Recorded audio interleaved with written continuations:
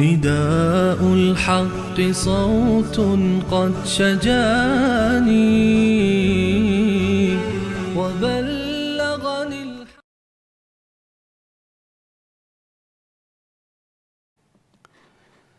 بسم الله الرحمن الرحیم. الحمد لله رب العالمین و صلاة و سلام علی سید الانبیاء والمرسلین حبیبنا محمد و علی آله و صحبه اجمعین. بینندگان عزیز و گرامی، السلام علیکم و رحمت الله و برکاته.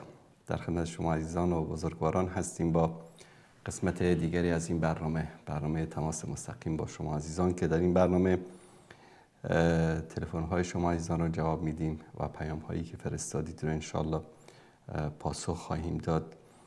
و میدونید که در برنامه اون روزه که شاید فرصت زیاد برای بینندگان میسر نمیشه، به خاطر همین این برنامه تماس مستقیم است. حتی در مورد مسائلی که در برنامه آن روزه که روزهای سه‌شنبه هم مطرح میشه، گفتنی اگر دارید میتوانید در این برنامه مطرح بکنید.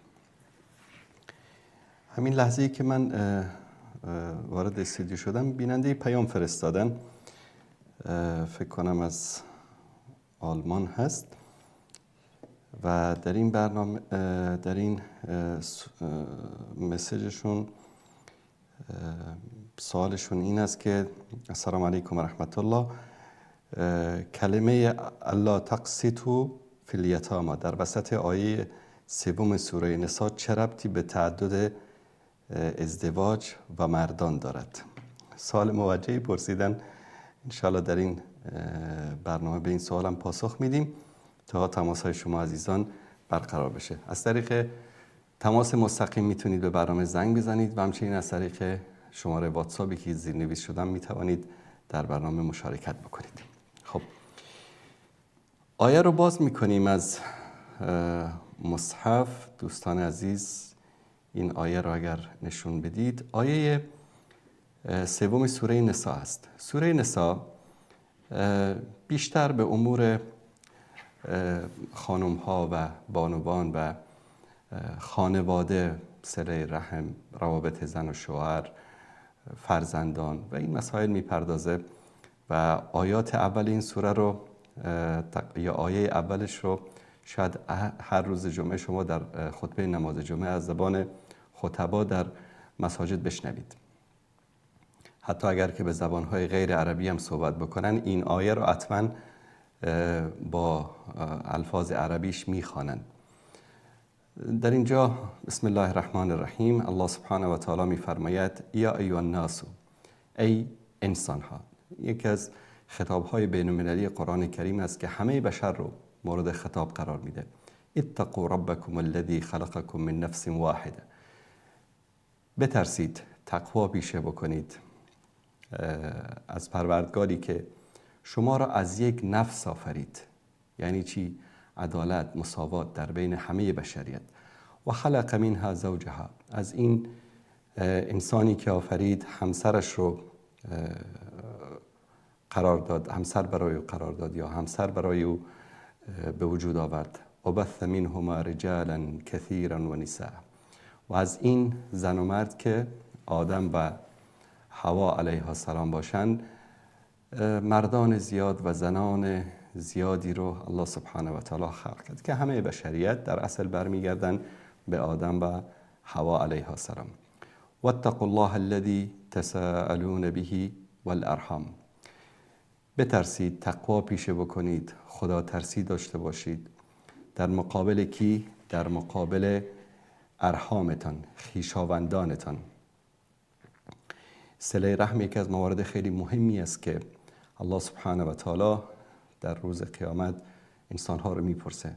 چه بسیارن کسانی که امروز با خواهرشون، با برادرشون، با خاله و عمه و دایی و این خویشاوندان نزدیکشون میباشید بنابر دلایل مختلف رفت آمد ندارن، قهر هستن. اینها پرسیده میشه در روز قیامت. طرف مثلا 1 سال 2 سال است با عمو، با داییش، با خواهرش، با برادرش، با عمهش، با خالش، با اینا صحبت نمیکنه. حالا سر میراث است، سر مال است، سر مسائل خانوادگی است. حتی کسی رو من میشناسم که مثلا خونه یک نفری خواستگاری رفته، دخترش رو بهش ندادن، الان تقریبا شاید 30 سال است که 35 سال است که با اون خانواده قطع ارتباط کرده، در حالی که از جمله محارمش محسوب میشن. بر صورت این مسئله صله رحم در اینجا تاکید میشه، به خاطر اینکه این آیه یک سری نصایح بسیار مهم اجتماعی است. در هر روز جمعه این رو در مساجد قرائت میکنن و این الله کان علیکم رقیبا و الله سبحانه و تعالی همیشه مراقب و نگهبان بر شماست. یعنی همه اعمال و رفتار و کردار شما را الله سبحانه و تعالی زیر نظر دارد. در آیه دوم الله سبحانه و تعالی در مورد اموال یتیم ها صحبت می کند. و آتوا الیتامی اموالهم، و اموال یتیمان را به آنها بدهید. امروز متاسفانه در ایران، در افغانستان، حتی در تاجیکستان، در خیلی از کشورهای اسلامی وقتی کسی پدر و مادرش فوت میکنه یا پدرش فوت میکنه، عمو، دایی، قوم و خویش سعی میکنن که اموال اون رو غصب بکنن، اموال او رو بخورن، پولش رو، زمینش رو. در خیلی از مناطق مثلا در افغانستان یک کسی اگر یتیم باشه، کسی فوت میکنه، تصادف میکنه با مرگ طبیعی یا هر طوری از دنیا میره، زمین و املاکش رو برادراش و قوم و خیشش بین خودشون تقسیم میکنن، در حالی که این ظلم است. و این رو الله سبحانه و تعالی کسی که یک وجب از زمینی رو به ناحق غصب بکنه، الله سبحانه و تعالی به همون اندازه ای رو که غصب کرده باشه از زمین، این رو 7 طبقه زمین رو به همین شکل برش میدن، این رو طوق گردنش میکنن، یعنی گردنبند براش میسازن و در جهنم با همین میگرده. شما تصور بکنید یه خونه داره 600 متر است، کنارتون مثلا پسر عموی، پسر دایی، قوم و خویشی، زمینش بوده، یک در حالت غفلت اومدید 1 متر از زمین اون رو قاطی زمینتون کردید. همین 1 متر رو الله متعال برش میده همینطوری از زمین و این رو طوق گردن میکنه یا گردن بند میکنه برای کسی که این رو غصب کرده و با همین حالت در بین آتش جهنم این عذاب میشه. حتی مثلا در تاجیکستان در خیلی معروف است، برادر به خواهر میراث نمیده. در افغانستان هم در بعضی از مناطق برادرها به خواهرها میراث نمیدن، یا به غیر میلش، خلاف میلش مجبورش میکنن که اون زمینش رو بفروشه یا به اینا ببخشه یا به اینها بده.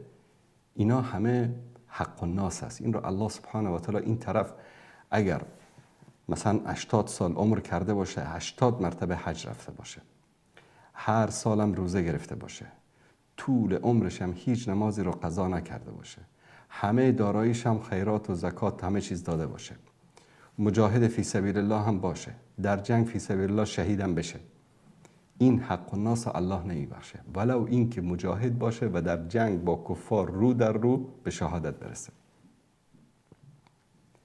1 سانتیمتر، 1 میلیمتر از زمین کسی رو کسی غصب بکنه، چه بسیارن کسایی که امروز خاصا در افغانستان مثلا در وقت کودتای کمونیستا بعضیا مهاجر شدن، برادرش، عموش، داییش، قومش، خویشش اومدن خانه‌اش رو غصب کردن، امروز طرف مثلا بعد از 30 سال 40 سال برگشته میگه برو بابا زمین چی گپه چی، ما 30 سالی رو نگاه کردیم برای تو رفتی فرار کردین، حقش است. حق ولو این که کافر باشه، یهودی باشه، نصرانی باشه، آتش پرست باشه، مشرک باشه، بت پرست باشه، یک مسلمان حق نداره که حق کسی رو بخوره، ولو که در هر دین و مذهبی باشه.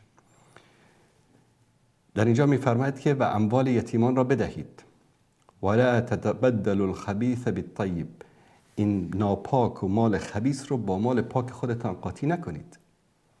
یعنی شما وقتی میرید یک و مثقال ذره خیرا یرى و مثقال ذره شرا یرى، الله سبحانه و تعالی میفرماید در قرآن کریم به اندازه یک مثقال ذره، مثقال ببینید ذره یک مثقال رو هم باید حساب بدید، چه خیر باشد چه شر باشد. پیش الله سبحانه و تعالی یک مثقال ذره به کوچکتر از اون هم قابل چشم پوشی نیست، ذره ذره حساب میگیره. وقتی که شما میید در مال و اموالتان پولی رو، زمینی رو، هر چی رو از حرام حق مردم رو قاطی میکنید، یعنی مثل این میمانه که یک مثال خیلی واضح بزنم با عرض معذرت. یک سطل آب تمیز دارید، آب نوشیدنی، یک قطره ادرار داخلش بندازید، دیگه دلتان میشه که از اون آب بنوشید؟ میگید ناپاک شده، میگید کثیف شده، نجس شده. این هم اینطوری است که مال مردم رو اگر که شما در اموالتان قاطی میکنید، همه اموالتون رو چیکار میکنید؟ ناپاک میکنید. برکت، رزق و روزی حلالی که وجود داره، همه اون رو شما برکتش از بین میبرید، رزق و روزی خودتون رو حرام میکنید. ولا تأکلوا اموالهم الى اموالکم، و اموال اونها رو، مالهای ایتام رو، یتیمها رو با اموال خودتان قاطی نکنید، نخورید. انه کان حوبا کبیرا، این کار گناه خیلی بزرگ و نابخشودنی است. بعد از اون در آیه سومم، در ابتدای آیه بازم مسئله یتیم هست. قضیه یتیم خیلی جدی است در اسلام. یعنی رسول الله صلی الله علیه و آله و سلم از طرف الله سبحانه و تعالی امر میشه و اما الیتیم فلا تقهر، یعنی با یتیمان بدرفتاری نکن. و یتیم کوچکترین با زبان، با عمل در مقابلش یک عملی انجام بدید، چون دلش شکسته است، چون پدر نداره یا مادر نداره یا پدر و مادر نداره، زود متاثر میشه، زود ناراحت میشه. به خاطر همین الله سبحانه و تعالی حتی رسول الله صلی الله علیه و سلم را امر میکنه که با یتیمان خوش رفتاری بکن. و پیامبر صلی الله علیه و سلم یکی از عباداتی رو که سبب میشه که ما همنشین پیامبر باشیم، یعنی چی؟ فکر کنید امهاتاق پیامبر هستید در جنت، با رسول الله صلی الله علیه و سلم در قصر ایشان، در خانه ایشان، در کنار ایشان زندگی میکنید. کسی که یتیم رو کفالت میکنه، یتیم رو اسپانسر میکنه، یتیم رو کمک میکنه، فرمودن که انا و کافل الیتیمی که هاتین، اینطوری انگشتان مبارکشون رو اینطوری نشون دادن، من و کسی که یتیم رو سرپرستی میکنه این گونه هستیم، یعنی با هم هستیم، با هم در همنشین من هستن. الله سبحانه و تعالی در قرآن کریمیه که اونها کسانی هستن که اونها همنشین هستن با کی؟ با نبیین و صدیقین و شهدا. همنشین و هم صحبت و هم مجلس پیامبر شدن یک نعمت خیلی بزرگی است. و یکی از اسبابی که انسان رو سبب میکنه که همنشین پیامبر بشه این است که سرپرستی یتیم ها رو بکنه. فرمودن که من و کسی که سرپرستی یتیم رو میکنه این گونه هستیم. با دست مبارکشون نشون دادن که یک تصویر ذهنی ایجاد بشه که با پیامبر صلی الله علیه و سلم چگونه انسان میتواند همنشین شود؟ با سرپرستی ایتام. بعد میفرماید که و این خفتم الا تقسطوا فی الیتامی، و اگر ترسیدید که در حق دختران یتیم شما عدالت رو مراعات نکنید. این بحث یک بحث جداست در اینجا. فإن خفتم الا تقسطوا فی الیتامی، اگر ترسیدید که در حق دختران یتیم عدالت نکنید، فانکحوا ما طاب لکم من النساء، ازدواج بکنید با زنهایی که میخواهید. مثنا، دوتا، ثلاثه، ستا، رباع، چارتا. فإن خفتم الا تعدلوا، اگر ترسیدید که نمیتوانید عدالت بکنید، فواحدة، پس یک زن بگیرید. او ما ملکت ایمانکم، یا آن ملک یمینی که دارید. ذالکم ادنی ان لا تعولوا، این به عدالت نزدیکتر است. این کار شما را از ستم و ظلم دور می کند. داستان از چه قرار است؟ امروز هم وجود دارد در جوامع. به طور مثال کسی برادرش فوت کرده، از این برادرش یک دختر مانده، از این برادرش مثلا 1 هکتار زمین مانده، 1 خونه مانده، باغ مانده، ماشین مانده، پول در بانک مانده. این دختر وقتی به سن بلوغ رسید، طرف میاد چیکار میکنه؟ این دختر رو به عقد ازدواج پسرش در میاره. پسر این شخص میشه پسرعموی دختر، یعنی دخترعمو رو به عقد پسرعمو در میاره. این در بین اعراب رواج داشت. متاسفانه امروز در افغانستان در بعضی از مناطق ایران هم متاسفانه وجود داره. حتی میگن که عقد دخترعمو و پسرعمو رو در آسمان ها نوشتن. این یک امر باطل است. باید به دختر اجازه داده بشه هر کسی رو که خودش دوست داره با او ازدواج بکنه. درست است مشوره داده بشه. اگر اشتباه میکرد، راه اشتباه میرفت، او رو به راه راست آورده بشه، نصیحت بکنید و در تربیت یتیم خیلی دقت بکنید. لکن او رو مجبور نکنید که با پسر شما ازدواج بکنه. چرا؟ هدف اصلی این شخص چی است؟ که بیاد این با پسرش ازدواج بکنه، همه اون مال و اموالی که به این دختره به ارث رسیده میشه مال کی؟ میشه مال پسر این و طبعا مال پسر که شد اینم در اون تصرف میکنه. یا دختری که شما سرپرستش هستید و این دختر جز محارم شما نیست، یعنی خواهرزادت نیست، برادرزادت نیست، یعنی تو میتوانی با او ازدواج بکنی، اما چون ولی دیگری ندارد ولایتش زیر به اصطلاح به دست شماست. در جاهلیت چیکار میکردن؟ مردها میومدن با همین دختر ازدواج میکردن. هدف اصلی چی بود؟ که این مال و دارایی که از این دختر به اصطلاح از پدر و مادرش بهش به ارث رسیده رو این رو تصاحب بکنن. طبعا وقتی باش ازدواج میکرد میشد همسرش و همه اون مال و دارایی تحت تصرف این قرار میگرفت. اما اگر یا یک مسئله مهم دیگر مسئله مهر است. طبیعتاً وقتی خواست برای پسر خودش بگیره یا خودش ازدواج بکنه، اون مهری که بالمعروف هست یا اون مهری که دختر خودش میخواد اون رو نمیدن. میان چیکار میکنن؟ در این تصرف میکنن. نه کمتر بگیر، حالا مثلا یک چیز خودشون اصلا تعیین میکنن، اصلا به اون اختیار نمیدن. در حالی که مهر خرید و فروش نیست. مهر یک ضمانتی است که زن برای آینده زندگی خودش از مردی که میخواد با او ازدواج بکنه میگیره. امروز در جوامعی که مهر وجود نداره، بعد میان تمسخر میکنن به اسلام، میگن که حالا اسلام ببینید زنها رو روش قیمت گذاشته، زنها رو به اصطلاح مثل بها خرید و فروش میکنن. واقعا انسان باید به حال اینا بخنده، به حال این انسانهایی که الله متعال میگه اولئک کالانعام بل هم اضل، مثل چهارپایان بلکه گمراهتر هستن. الله سبحانه و تعالی به خاطر تضمین و بیمه زندگی یک زن، یک مرد وقتی که زنش رو طلاق داد میره با یک دختر دیگه ازدواج میکنه، با یک دختر باکره دیگه ازدواج میکنه، با یک بیوه ازدواج میکنه. 4 تا زن میتونه بگیره و در جوامع غربی اگر یک زن میگیره 100 تا معشوقه میتونه داشته باشه. اما یک زن وقتی که یک بار ازدواج کرد، خاصا در جوامعی که مسائل بکارت و این مسائل خیلی اهمیت داره، دیگه به این زن به دید یک زنی که ازدواج نکرده باشه نگاه نمی کنن. میگن این مطلقه است، این طلاق داده شده است، این بیوه است و اون مکانتش رو که زن داره در جامعه از دست میده. اسلام میاد که این انسان رو، این زن رو، زندگیش رو تضمین بکنه تا وقتی که ازدواج براش میسر بشه، تا وقتی که بتونه با یک مرد دلخواه خودش ازدواج بکنه، خرج مصارفش، زندگیش رو از طریق همین پولی که به عنوان مهر گرفته و حق تصرف رو فقط خود زن داره تامین بکنه.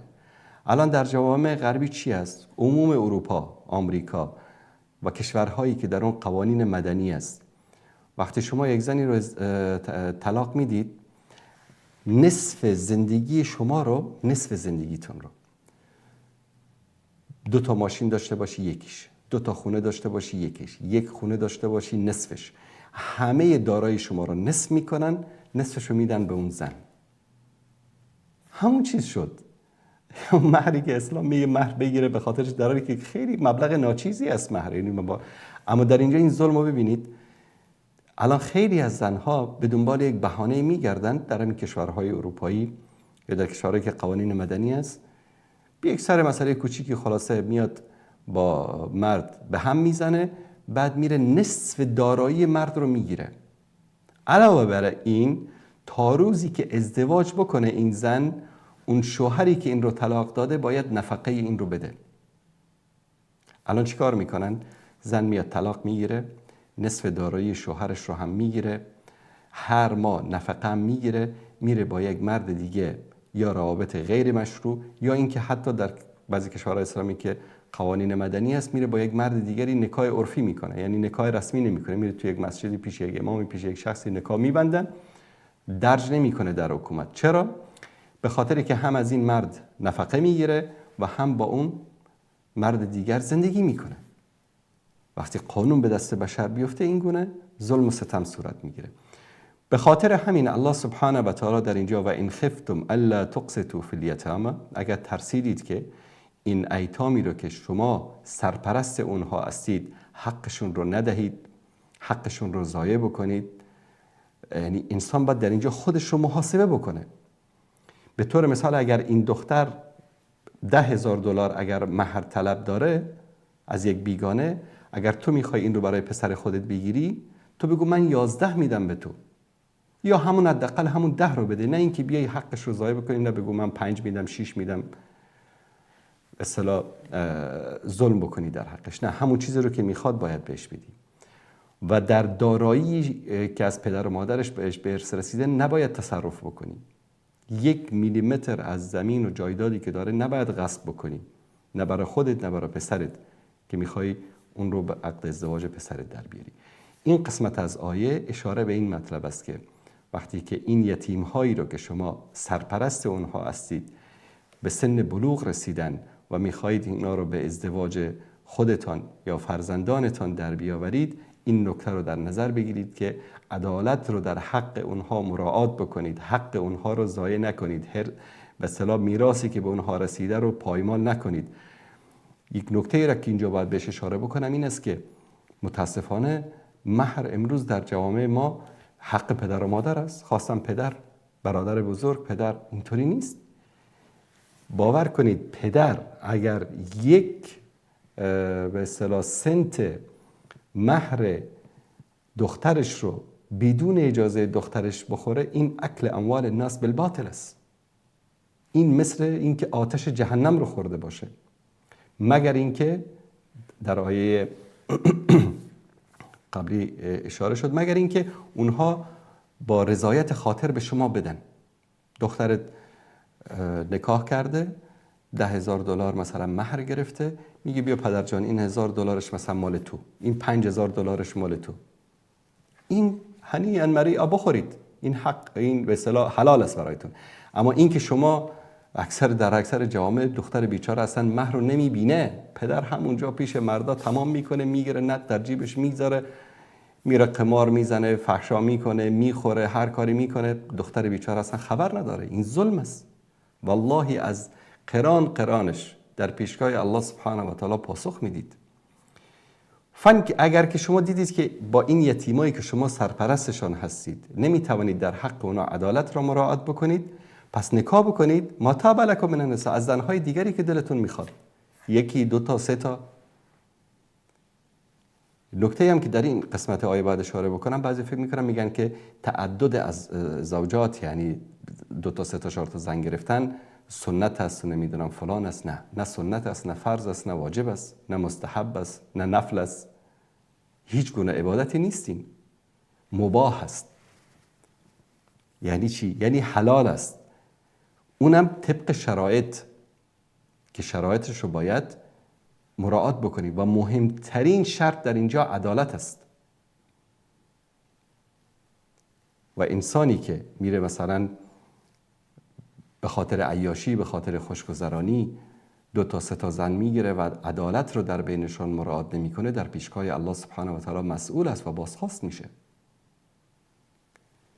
پس آیه اینطوری است که اگر این یتیم هایی که شما سرپرست آنها هستید میترسید که حق اونها رو ضایع بکنید و حق اونها رو ندهید، یا اصلا اونا نمیخوان با شما ازدواج بکنن، نمیخوان با پسر شما ازدواج بکنن، حق ندارید اونها رو مجبور بکنید، حق ندارید حق اونها رو بخورید.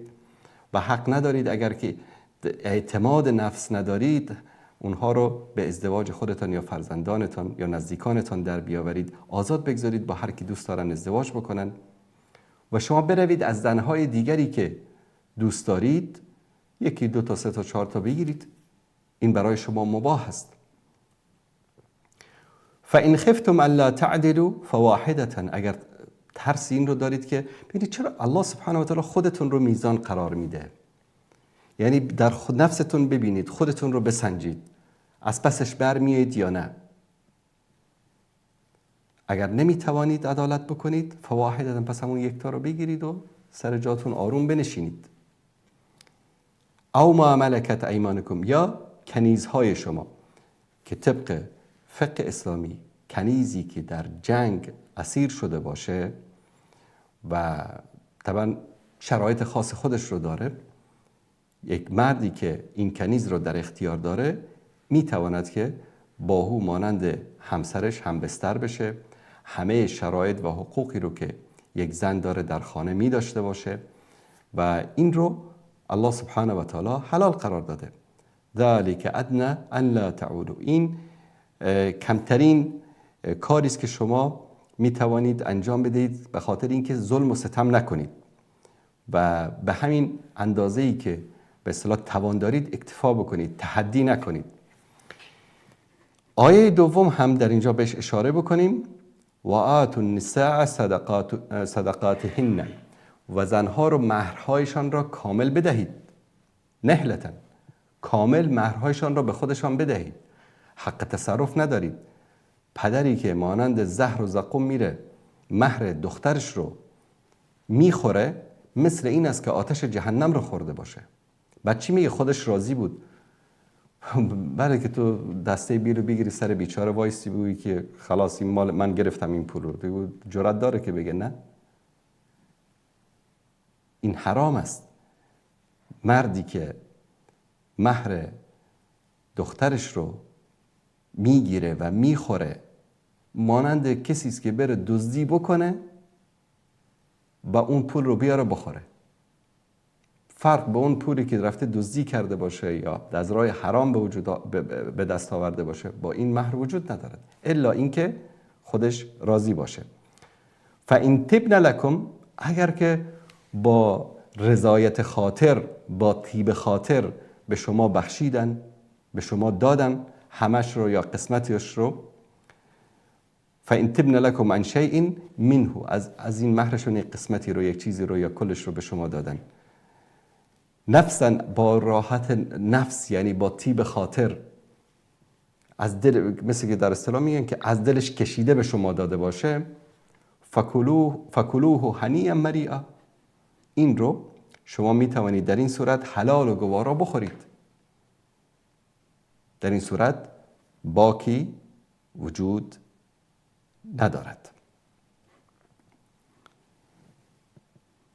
این آیه، البته این صفحه تقریبا همه آیاتش در مورد یتیم ها هست و اموال یتیم هست و خوردن مال یتیم هست و اینکه باید خیلی دقت میشه در اسلام بر اینکه اموال ایتام ضایع نشه. آنچه که از پدر و مادرش به اونها رسیده رو نباید ضایع بکنن. ان شاءالله در یک فرصت مناسب بقیه این آیات رو هم خدمت شما عزیزان بیان خواهم کرد. بیننده گرامی سلام علیکم، بفرمایید. بیننده گرامی بفرمایید. لطفاً صدای تلویزیونتون رو ببندید. سلام علیکم. علیکم السلام و رحمت الله و برکاته.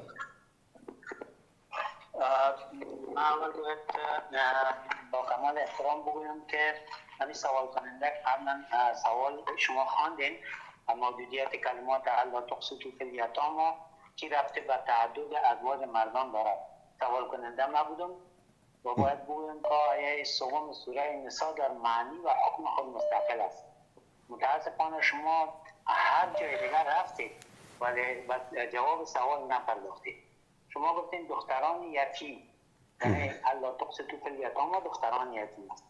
حالا که در آیه گفته شده الله تقسط فی الیتامی و یتیم، کلمه یتیم در برگیرنده مذکر، مؤنث و مؤنث است.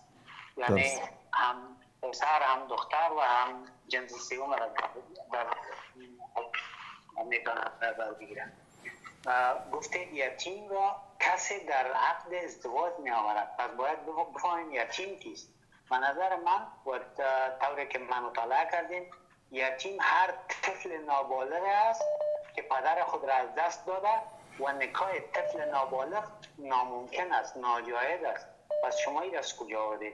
سوم گفتین تعدد ازواج مربوط به عدالت بین ازواج متعدد است. یعنی شرط اساسی را عدالت بین ازواج متعدد گرفته.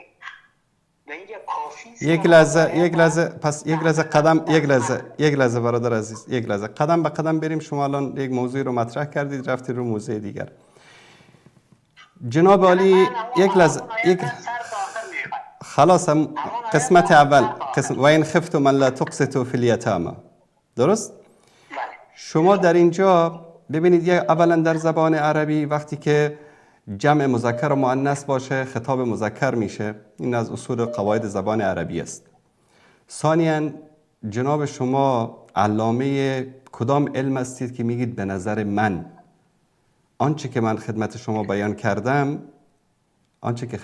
بیان کردم رأی صحابه هست، رأی مفسرین است.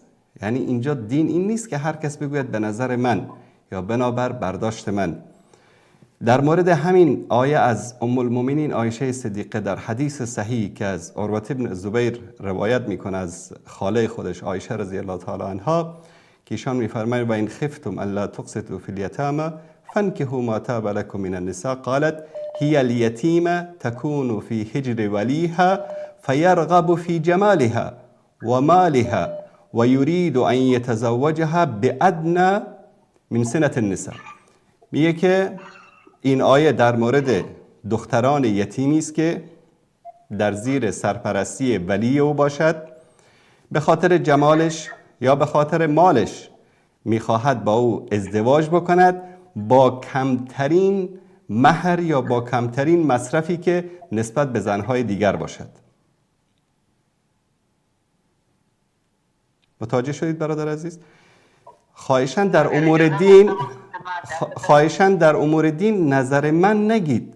نظر من و شما در امور دین ارزشی ندارد، خاصتا وقتی که وحیین باشد، یعنی قرآن و سنت باشد و اقوال صحابه باشد، احادیث رسول الله صلی الله علیه و آله و سلم باشد.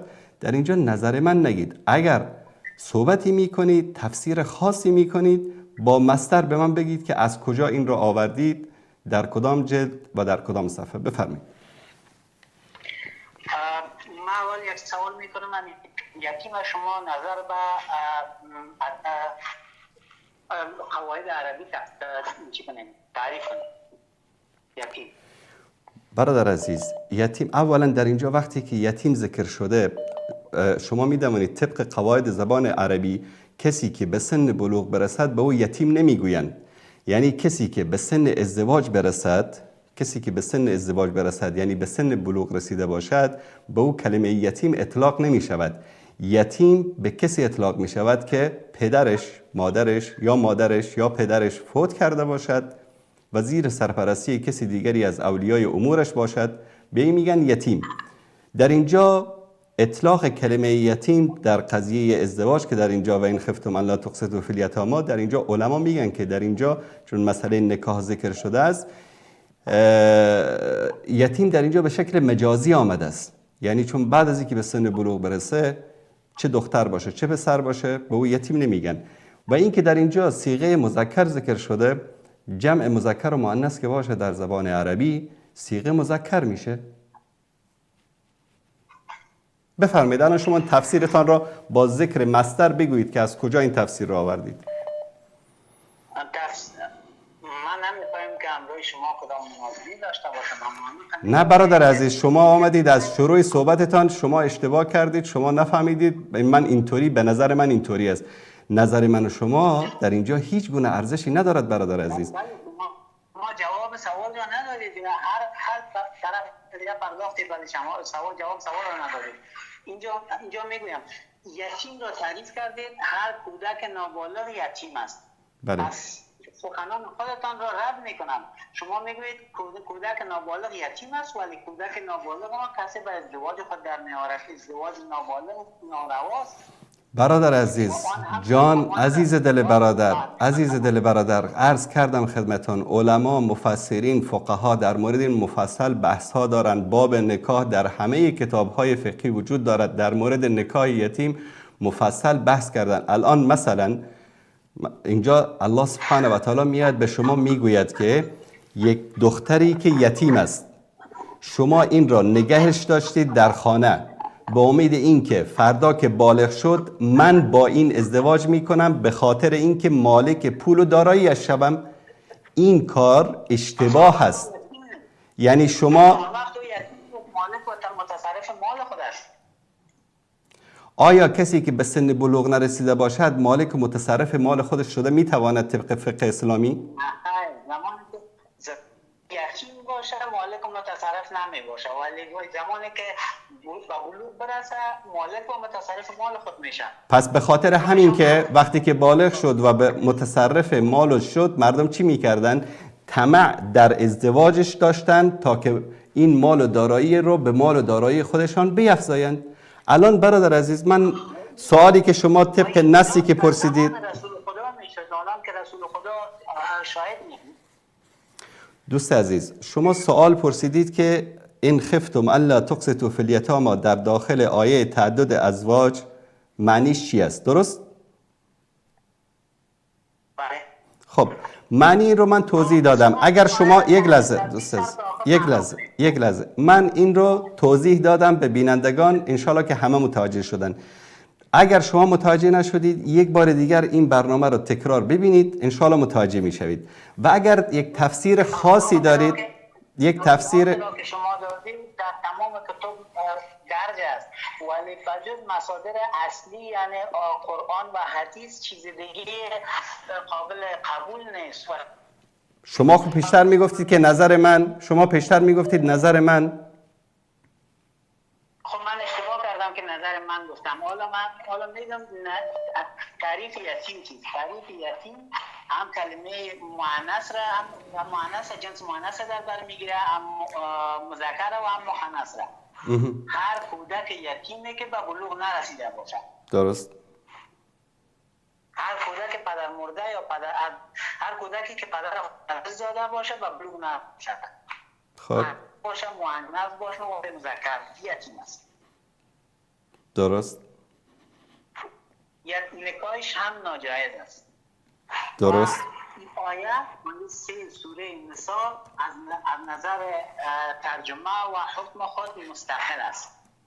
ما به ترجمه از میپردازیم. اگر میترسید که در توجه به یتیمان عادلانه رفتار نتوانید، پس نکاح کنید با 2، 3 یا 4 نفر از زنان که خواستید. و اگر ترسیدید که میان زنانتان عدالت نمی کنید، پس یک زن یا کنیز را به زنی بگیرید. این بهتر است برای شما. خب این آیه را من باید یک تفسیر دارم برش.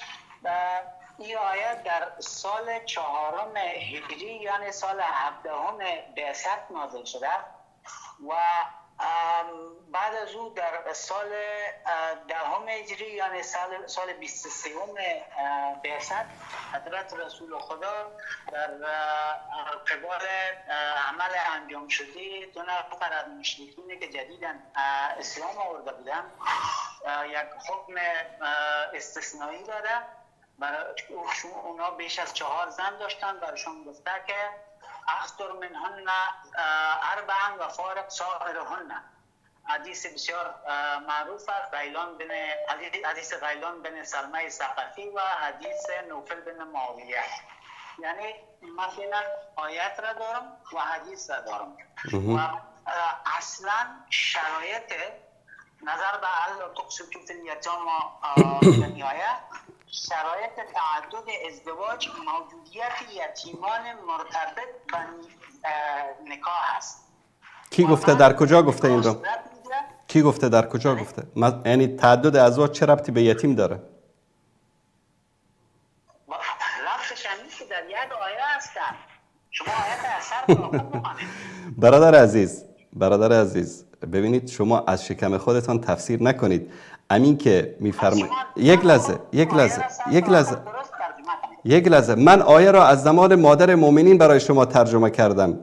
آیه را از زبان مادر مؤمنین برای شما تفسیر کردم. شما حرف حضرت عایشه را شما در آن گفتید که یتیم به ازدواج گرفته میشد. نکاح یتیم آن وقت در آن وقت ناممکن است. دوست عزیز، برادر گرامی، گوش کنید. ام المؤمنین عایشه صدیقه در ترجمه و تفسیر این آیه می‌فرمایند که هی الیتیم تکون فی حجر ولیها فیرغب فی جمالها و مالها. یتیمی که در نزد یک کسی هست و این دلش این رو میخواد که این که به سن بلوغ رسید من این رو به ازدواج خودم در بیارم که از جمالش و از مالش من استفاده بکنم. الان شما از حضرت عایشه بهتر فهمیدید که این آیه در مورد تعدد ازواج است و ربط به یتیم داره. چه ربطی داره؟ قضیه حالا یک نفر مثلا یتیم نداشت، نمیتونه که 2 تا زن 3 تا زن بگیره؟ در کجا گفته؟ در کجا گفته؟ در کجا گفته؟ در کجا گفته؟ در کجا گفته؟ در کجا گفته؟ در همین آیه و این خفتم الا تقسطوا فی الیتامی فانکحوا بلا نسبت بدون کدام توقف گفته شده. یک لحظه، شما امیر را از کجا میگید؟ از کدام تفسیر میگید این حرف رو؟ از ترجمه آیت میگم. شما مترجم هستید؟ شما مترجم قرآن هستید؟ نه، شما اشتباه میکنید که از پیش خود قرآن رو تفسیر میکنید. برادر عزیز، شما اشتباه میکنید قرآن رو از پیش خود تفسیر میکنید. قرآن رو تفسیر میکنه. گوش کن برادر عزیز. مما یدعون من دون الله تحت اللفظی ترجمه میکنید و تمام عقاید دیگران را تحت لفظی دوست عزیز، تحت لفظی ترجمه میکنم. شما تحت لفظی هم ترجمه بکنید به تعدد ازواج ربطی نداره. برادر عزیز میگه شما اگر میترسید که در مورد یتیمانی که زیر دست شماست عدالت رو بکنید، برید از زنهای دیگری که دوست دارید ازدواج بکنید، 2 تا 3 تا 4 تا. یک لحظه گوش کن، یک لحظه برادر عزیز، یک لحظه گوش کن. قرآن رو تفسیر میکنه، قبول داری یا نه؟ بگذاریم همه اختلافات احادیث رو و برداشت شما و نظر من. بعد از این هر کلمه ای که میگی با دلیل و مدرک از جلد و صفحه از کتاب بگو، از پیش خود نگو. شما کی هستید که مثلا قرآن رو بخواید برای خودتان تفسیر بکنید؟ برخلاف اقوال جمهور علما، برخلاف من مجبور هستم خداحافظی بگویم. دوست عزیز، وقتی من به شما میگم قرآن رو تفسیر میکند، حدیث قرآن رو تفسیر میکند، شما میگید به نظر من. شما کی هستید؟ این توهین نیست. یعنی شما کی هستید؟ شما علامه دهر هستید؟ مفسر قرآن هستید؟ در اینجا زیر دست را از کجا آوردید؟ بابا جان، امی کسی که وقتی که مثلا من شما بگم این یتیم هایی که شما مثلا سرپرستشان هستید، یا در مورد یتیمان، یا یک لحظه وقتی من به شما بگم در مورد یتیم ها عدالت را مراعات بکنید، یعنی چی؟ یعنی شما وقتی که سلطه دارید عدالت را مراعات میکنید، وقتی سلطه نداشته باشید عدالت رو چطور مراعات میکنید؟ الان من مسئول یتیم ها، یه گپ بی‌معنی است. الان من به شما بگم در مورد یتیم ها عدالت را مراعات بکنید، منظور چی است؟ یتیم هایی که شما بر آنها سلطه دارید. ببینید برادر عزیز، یک لحظه گوش کن. الان گوش کنید. سوره نساء آیه 127 الله سبحانه و تعالی همین آیه رو در اینجا بیشتر توضیح میده. میگه یستفتونک فی النساء، از تو درباره زنها فتوا میخواهند.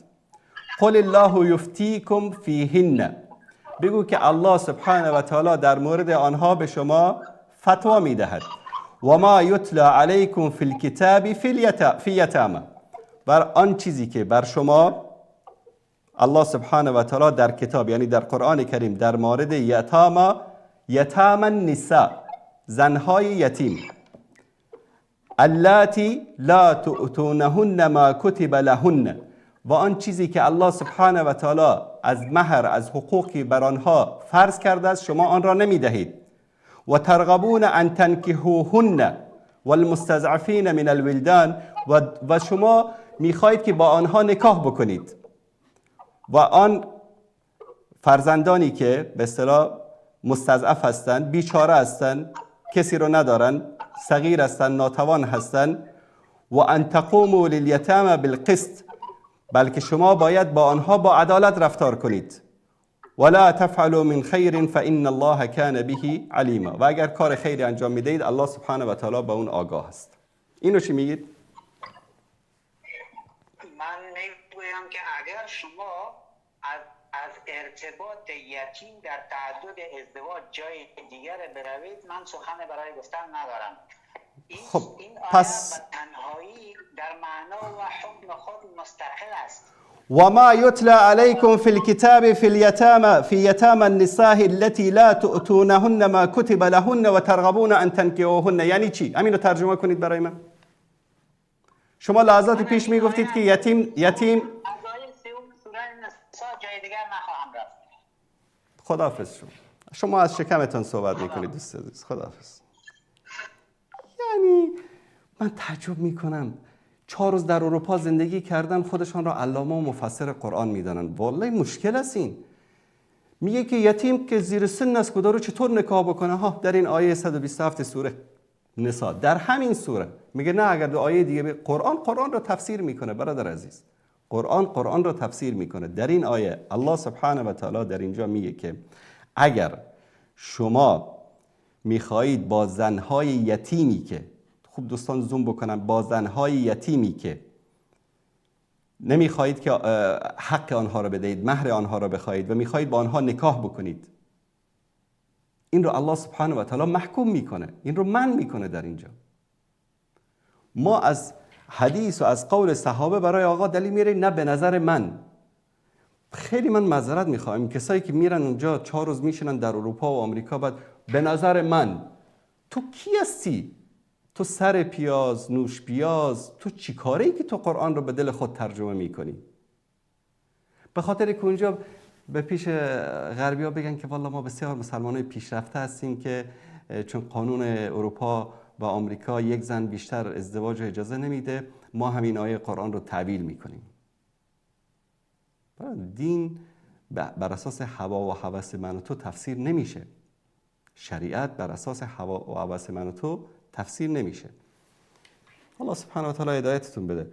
و این منافقت است که میای سوال میکنی، بعد که سوالت رو جواب دادم میگی که نه من میخوام که با تو در مورد این آیه بحث بکنم. خواستم من اول بگو من میخوام بحث بکنم. بسم الله بیا بحث بکن. نه از قواعد عربی آشنایی داری، نه از اقوال مفسرین آشنایی داری. این به نظر من زشت است برای یک مسلمان که بگه به نظر من. یعنی ام المؤمنین عایشه صدیقه نفهمید، تو فهمیدی؟ عجیب است. بیننده عزیز سلام علیکم، بفرمایید. سلام علیکم جناب استاد، خوب هستید ان شاء الله؟ سلام علیکم. زنده باشید. بله بفرمایید. میشنوید جناب استاد؟ میشنوم، بفرمایید. استاد محترم یک سوال فقهی داشتم کوتاه میره بخوام بیان کنم میره باز ان شاء الله پاسخ دارم میگم. درست است؟ سوالات شما خطرناک است.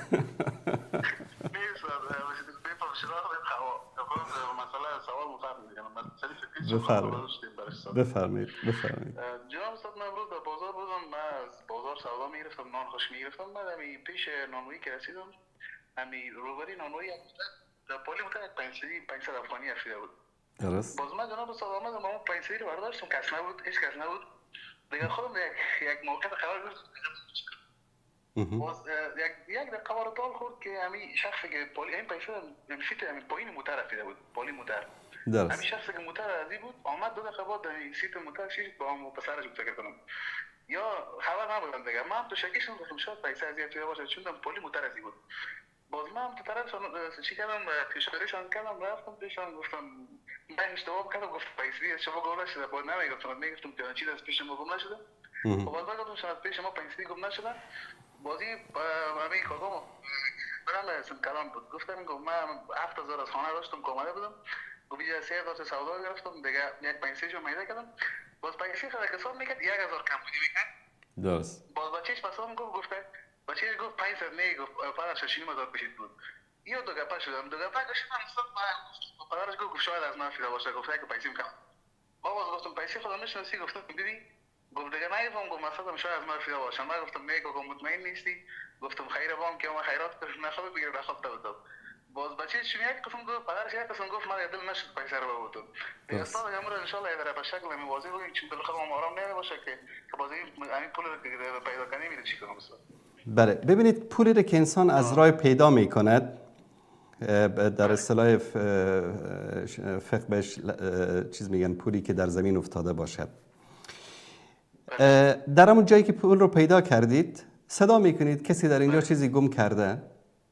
اگر کسی جواب داد خوب، اگر جواب نداد اگر مکان سکونت شما در اون نزدیکی است یا در اونجا دکانی است یک تابلو یک ورقی شاید دیده باشید بعضی می نویسن که مقداری پول یافت شده است صاحبش مثلا به این شماره تماس بگیرد یک برگه چیزی اونجا بچسبانید اگر صاحبش پیدا شد ظرف 2 روز 3 روز 4 روز یک هفته خوب نشد شما می توانید این پول رو همونطوری که خودتون تصمیم گرفتید خیرات بدهید صدقه بدهید به کسی لکن بعد از 1 ماه 1 سال 10 سال کسی پیدا شد گفت که به این نشانی من پول رو در اونجا گم کرده بودم این پول از من است شما باید از پول خودتان پول او رو برگردانید ثواب صدقه به شما می شود و پول حق او است که به او برگردانید اما اینکه این اشخاص نتوانستند نشانی دقیق پول رو بدهند یا در حرفهایشان متردد بودند یا تناقض در حرفهایشان وجود داشت در این صورت اختیار با شماست یعنی اگر که به آنها بدهید گناهکارم نمیشید اگر به آنها ندهیدم گناهکار نمیشید چون که شما بر اساس نشانی هایی که دادن تناقضی که در حرفایشان وجود داشت شما یقین 100% ندارید که پول از اوناست درست اگر خودم مصرف کنم بازو مشکل داره یا من چون خودم گفتم ادالو نه دیگه شما دیگه مصرف نکنید دیگه نمیشه من خودم مثلا دیگه 3 بار دوام پیدا کرده بودم 1000 مقدار 1000 بود خودم صدقه کردم بیت پرسام نکردم پیدا کردم و از جایی که من پول یافتم استاد هیچ کس نبودم زمان اصلا کس نبود دوباره قباط که نفر آمد باز من شکیش شدم چون گفتم نه اینه بگم من از من چون شکیش خودشم متردد بود نفر با من شک کردم گفتم نشاید این نباشه درست دیگه درست خوب است که صدقه بدیم که همو شبهام را بشه درست زنده باشید سلامت باشید تشکر سلامت باشید خداحافظ شما تشکر از برادر عزیز بیننده گرامی سلام علیکم بفرمایید السلام علیکم علیکم السلام و رحمت الله و برکاته استاد جان یک سوال شرعی داشتم اجازت است بفرمایید راستی استاد جان من از خانه مثال میگیرم از خانه وضو گرفتم رفتم به مسجد نماز خوندم از مسجد برآمدم از نوک انگشتم مقداری خونه که برآمد که در مذهب ابو حنیفه اون مقداری که برآمد در مذهب ابو حنیفه میشکنه طهارت وضو در مذهب شافعی نمیشکنه راستی من در همین استون در تعجب افتادم برای اینکه همین سوال در شما مطرح کنم که همین مثلا مثال میگیریم که یک شخص این من در مذهب ابو حنیفه یک برادر من در بر من در مذهب شافعی هر دوی ما با وضو میگیریم دو کسا نماز میخونیم از نماز میبریم هر دوی ما همون مقداری که خونه که از انگشت ما برآمد هم از من هم از برادرم همین چی میشه که هر دوی ما طهارت وای نمیشکنه طهارت من میشکنه اما مثلا نماز میخونیم نمازی مثلا کسی که وضوش کامل است میگن نمازش قبول نمیشود انا سوال در چی که نمازی که در مذهب شافعی نمازش قبول میشود نمازی نه قبول نمیشود همین یک روشن‌تر مطرح میکردیم برادر عزیز در مورد خون جمهور فقها حنبلی، شافعی، مالکی ظاهری جمهور فقها و فقهای صحابه به این اعتقاد هستند که خون وقتی که یک جای زخم باشه، یک جای مثلا یک خراشه‌ای بشه، خونی خارج بشه، این وضو را نمیشکند و نماز صحیح است. درست؟ در نزد علمای احناف الله سبحانه و تعالی رحمتشان بکند، شرط این رو گذاشتن که اگر این خون جاری شود، یعنی اون مکانی که زخم شده بریده شده از اونجا خون جاری شود، یعنی قطره قطره مثلا بچکد، در این صورت در مذهب حنفی وضو باطل می شود. اما به مجرد خراش شدن و خون از جای زخمی باشد، یعنی خون شدن، حتی در مذهب حنفی هم در نزد اکثر علمای احناف وضو نمیشکند الا اینکه خون از مکانی که زخم هست از اونجا جاری شود. متوجه شدید؟ الان سوال شما یک کمی واضح‌تر من جواب بدم. به طور مثال شما ترس از این دارید که امام شافعی است، خون از بدنش جاری شد، نماز امام جماعت است، آیا نماز ای باطل است یا باطل نیست؟ جمهور علما میگن نمازش باطل نیست و نمازی که شما پشت سر آن امام شافعی که دستش یا جایی از بدنش خون شده باشد، نماز شما هیچ اشکالی ندارد. درست است؟ نماز شما هیچ اشکالی ندارد، نماز شما کاملا صحیح است و هیچ مشکلی در اون نیست. این اختلاف نظر ببینید در اصل همه با هم متفق هستند. در اصل بر این متفق هستند که خون شدن زخمی در بدن وضو را نمیشکند. حنفی و شافعی و مالکی و حنبلی بر این همه متفق هستند. اختلاف در کجا هست؟ در مقدار است که حنفی ها میگن که اگر که مقدارش از جایی که زخم باشد بیشتر شود، جاری شود، در اون صورت وضو میشکند. اما این دلیلی که در اینجا میارن که وضو میشکند، یعنی پایه و اساسی در سنت صحیح رسول الله صلی الله علیه و آله و سلم ندارد، بلکه رأی و اجتهاد است. و عالمی که در یک مسئله اجتهاد میکند، گفتیم که اگر اجتهادش درست باشد 2 اجر میبرد و اگر اجتهادش خطا باشد 1 اجر میبرد. و انسان در مسائل اجتهادی اگر رأی یک عالمی رو قبول میکند و رأی عالم دیگری رو رد میکند بر اساس علم یا بر اساس تقلید، در هر دو صورت شما نمازتون، عبادتهای شما درست است و هیچ اشکالی ندارد. اما در مسائل اصول دین، در مسائل اصول در اینجا جایی برای اجتهاد نیست. مثلا یک نفری بگه که شما نماز نخوانید مشکلی ندارد، بگید خب چون که فلان عالم گفته که نماز نخوانید مشکلی نداره من نمیخوانم. نه، اینجا مسائل ثوابت و اصول دین است. متوجه هستید؟ اما در مسائل فروعات فقهی و اجتهاد یک عالم قبول کردن، یک عالم دیگری رد کردن تأثیری در عبادت شما نخواهد داشت. بله. از آرما دوستان جان زنده باشید. سلامت باشید. بابت من خودم شما را مثل برادرم دوست می‌دارم. الله مطالب سن. شما تماشا میکنید. در امان خدا باشین. سلامت باشید. زنده باشید. تشکر از شما.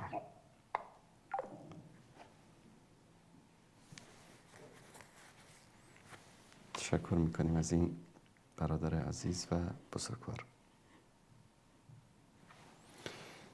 دوست عزیزی گفتم به کامنت ها هم سر بزنیم. خب چشم سر میزنیم. عرض سلام دارم خدمت همه عزیزان. بقیه کسانی که با آیات الهی ایمان نمیآورند خدا آنان را هدایت نمی‌کند. چرا هیچ پیغمبر زن نداره؟ میشه دلیلش رو بگید؟ با تشکر. برادر عزیز، چرا هیچ پیامبر زن نداریم؟ من اگر بخوام دلایل بگم از قرآن و سنت و از ایدئولوژی اسلامی شاید قبول نکنن مردم. من کسایی که مثلا فمینیست ها هستن یا که کسایی که متاثر از فرهنگ غرب هستن شاید قبول نکنن. به یک شکل دیگری جواب میدم با اون زبانی که اینها میفهمن. چرا بیشتر رئیس جمهورهای دنیا مرد هستن؟ به ندرت زن پیدا میکنید. چرا بهترین سرآشپزهای دنیا، شیفای دنیا مرد هستن؟ چرا بهترین رسام‌های دنیا مرد هستند؟ چرا بهترین کیمیادان‌ها، فیزیکدان‌های دنیا مرد هستند؟ چرا مشهورترین و معروفترین بازیگرها، کارگردانها، سیناریو نویسها، قصه نویسها، تاریخدانها، متخصصین ادبیات، جراح قلب، جراح مغز، جراح اعصاب، چرا میشه گفت 99.99% مرد هستند؟ اگر در کشورهای اسلامی می بود میگفتیم که خب شاید بر اساس فکر اونها قانون و نظام اسلامی که اونا فکر میکنن زنها رو در قید و بند قرار داده است مانع از ترقی و پیشرفتشان شده، به خاطر همین زنها نتوانستن پیشرفت بکنن. اما اینا که در غرب اتفاق میفته، در اونجا که قید و بندی نیست. ببینید برادر عزیز، این از نگاه جواب یعنی منطقی و عقلی. اما از نگاه علمی امروز فقط شما در گوگل، حالا که هوش مصنوعی است، یعنی در صفحات علمی برید، فقط در مورد آناتومی بدن زن و مرد، مغز زن و مغز مرد، حالتهای روحی و روانی مرد و زن برید بررسی بکنید. از هیچ سایت اسلامی هم بررسی نکنید، برید از اون سایت های دانشگاه اکسفورد و کامبریج و نمیدونم فلان و اینا. البته اون کامبریج روسیه نرید که کاوش از اونجا فارغ شده، چون اونجا مهد کودک است. یعنی برید از این دانشگاه ها، از فاکولته یا دانشکده های پزشکی و طبی برید مطالعه بکنید. امروز علم خودش میگه که مرد با زن در همه چیز وجودش فرق داره، حتی در مغز، حتی در تفکیر، حتی در تصمیم گیری. اگر بخوایم در این مورد بحث بکنیم، بحث علمی بکنیم، بدور از مسائل شرعی و قرآن و سنت اینا، فقط در علم بحث بکنیم، 2 ساعت 3 ساعت من اینجا صحبت بکنم، یعنی هنوزم حرف برای گفتن هست. امروز علم خودش میگه که همه چیز زن و مرد با هم فرق میکنه. در مورد تصمیم گیری مثلا ما در مغز سمت چپ داریم، سمت راست داریم و بخش‌های تصمیم گیری در زن در مرد فرق میکنه. مردها بیشتر در مسائل قاطعیت و تصمیم گیری سرعت عمل بیشتری دارن، به خاطر حتی به اصطلاح همان مویرگ‌های عصبی که وجود دارد، راه‌های ارتباطی بین اقسام مغز که وجود دارد در مرد و زن فرق میکند. خیلی ساده یک مثال رو بیارم در خانه، شاید همه شما این رو، کسایی که ازدواج کردن، کسایی که با پدر و مادرشون اینا زندگی کردن، این رو دیده باشن. کودکی میفته، دستش میشکنه، سرش میشکنه، یک جای بدنش رو میبره، خون از بدنش میسوزه. زن چی کار میکنه؟ زنها و من بانوان چی کار میکنن؟ آی بچم بگیرینش، سر و صدا، غال مغال، چیخ فلان داد. پدر ها اکثرا چی کار میکنن؟ اولین کاری که میکنه به آمبولانس زنگ میزنه، یا ور میداره کودک رو سوار ماشین میکنه میبره به بیمارستان. الان این دو وضعیت، یکی برخورد عاطفی است، یکی برخورد عقلانی است. برخورد زن برخورد عاطفی است، با یک اتفاقی که در خانه افتاده. آب جوش افتاد، دست کودکش سوخت، مادر شروع میکنه به داد و بیداد کردن، پدر میره با آمبولانس زنگ میزنه یا کودک رو ور میداره به بیمارستان میرسانه. یکی برخورد عاطفی شد، یکی برخورد عقلانی شد. آیا زن عقل نداشت که برخورد عقلانی نکرد؟ نه خیر، زن عقل داره، همان عقلی رو که مرد داره زن رو هم زن داره، اما عاطفه زن همیشه بر عقلش غلبه میکنه و عقل مرد بر عاطفهش غلبه میکنه. سبحان الله، الله سبحانه و تعالی این گونه خلق کرده. چرا این گونه خلق کرده؟ چون که این کودک رو وقتی که به دنیا میاره، مادر به دنیا میاره، پدر که به دنیا نمیاره. 1 سال اول زندگی این کودک 100% کودک نیاز به مادرش داره، نیاز به پدر نداره. پدر پوشک براش میخره، خونه، زندگی، خرج، مرج، مصارفش، همه چیز آماده میکنه، اما میتواند نیازهای جسمی و روحی و روانی این کودک رو پدر برآورده بکند؟ نه، مادر برآورده میکند. شب 10 بار بلند میشه، به شیر میده، پوشکش رو عوض میکنه، گریه میکنه، بلند میشه، آرامش میکنه. آیا شما به عنوان یک مرد 2 بار کودک گریه بکنه اعصابتون خراب نمیشه؟ حتی اگر عکس العملی نشون ندید بهتون یعنی خوشتون نمیاد. طبیعت اینطوری است. الله سبحانه و تعالی طبیعت رو اینطوری ساخته، طبیعت مرد و زن رو اینطوری ساخته. به خاطر همین مرد میره در بیرون با سختی ها و مشکلات زندگی درگیر میشه. نفقه این زن و کودک بر عهده این مرد است و این زن با عاطفه و با مهر و محبت مادری کودک رو در خانه تربیت میکنه. غرب آمد همین نظام آفرینش رو چیکار کردن؟ به هم زدن. گفتن هر دوتا برن بیرون کار بکنن. هر دوتا رفتن بیرون کار کردن. کودک رو کی تربیت میکنه؟ مهد کودک. میبرن در یک جایی میدن، صبح ساعت 5 صبح یا 7 صبح یا 6 صبح. شب که کار هر دوتاشون برگشتن کودک رو از اونجا میگیرن. بعد از اون میان خونه خسته و کوفته، کودک از مهر و محبت پدر و مادر محروم. به خاطر همین نسل بعدی که آمد، نسل بعد از اون که آمد، چیزی به اسم پدر، مادر، خانواده این چیزها رو نمیشناسه و امروز به سر خودشون میزنن، گرفتارن که چطور اون خانواده رو دوباره در اروپا، در آمریکا دوباره اون صمیمیت رو، اون کانون گرم خانواده رو دوباره ایجاد بکنن. اما کار از کار گذشته. نسل‌هایی تربیت شدن که چیزی به اسم خانواده براش اصلا مهم نیست.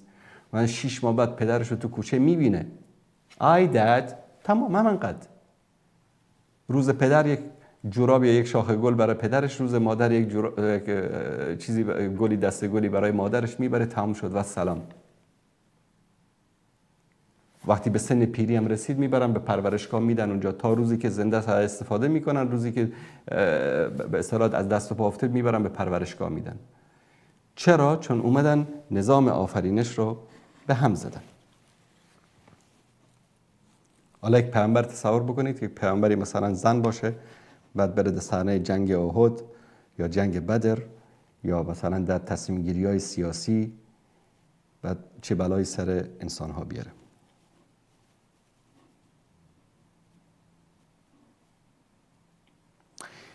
خواهر ما پوپلزه‌ای پرسیدن که بعضی انسان‌های متقی و نمازخوانه اما حق خواهرانشان را نوش جان می‌کنند. حرام است خواهر گرامی، حرام است. یعنی کسی که حق خواهر، مادر، برادر، پدر، حق هر کسی که باشه.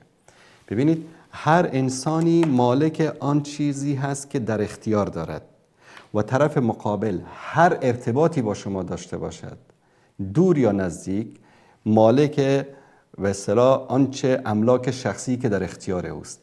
هر گونه تعدی، هر گونه دسترازی، هر گونه ضایع کردن، خوردن حق طرف مقابل در پیشگاه الله سبحانه و تعالی بازخواست داره. و همونطوری که گفتم اگر در جنگ حق و باطل، مثلا امروز در جنگ با اسرائیل، به دست سربازان اسرائیلی به شهادت هم برسه، در جهاد فی سبیل الله هم باشه، قرضدار از دنیا رفته باشه. قرضدار ببینید قرض داشته باشه، نه اینکه مال کسی رو خورده باشه. الله سبحانه و تعالی نگرش میداره اونجا. با اون مراتب شهدا نمیرسه تا که قرضش ادا بشه. به خاطر همین رسول الله صلی الله علیه و سلم جنازه را آوردن، پرسیدن قرضی به گردنش هست؟ کسی گفت بله قرضدار است. گفتن جنازتون رو بخونید. رفتن. یکی از صحابه عرض کرد یا رسول الله قرضشو من میدهم. پیامبر صلی الله علیه و سلم برگشتن و نماز رو خواندن برو.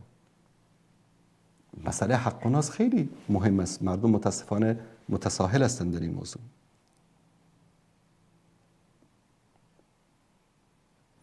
دوستی پرسیدن نکاح چه معنی؟ نکاح ببینید اصطلاحاً به معنی همبستری، اصطلاحاً به معنی همبستری و ازدواج است. داخل افغانستان رواج داره که مهر دختر رو میگیرن پدر و مادر. خدا رو شکر داخل این عمل انجام الحمدلله که در ایران نمیشه. پس این در هر جایی که باشه درست نیست.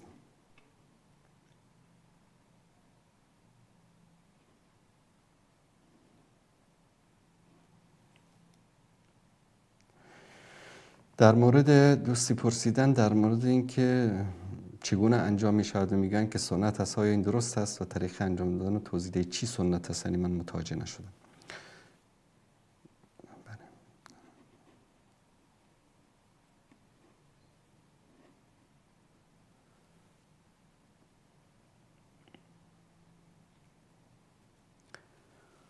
دوست عزیز پرسیدن عاقبت ظالمان را بارها در این مورد صحبت کردیم.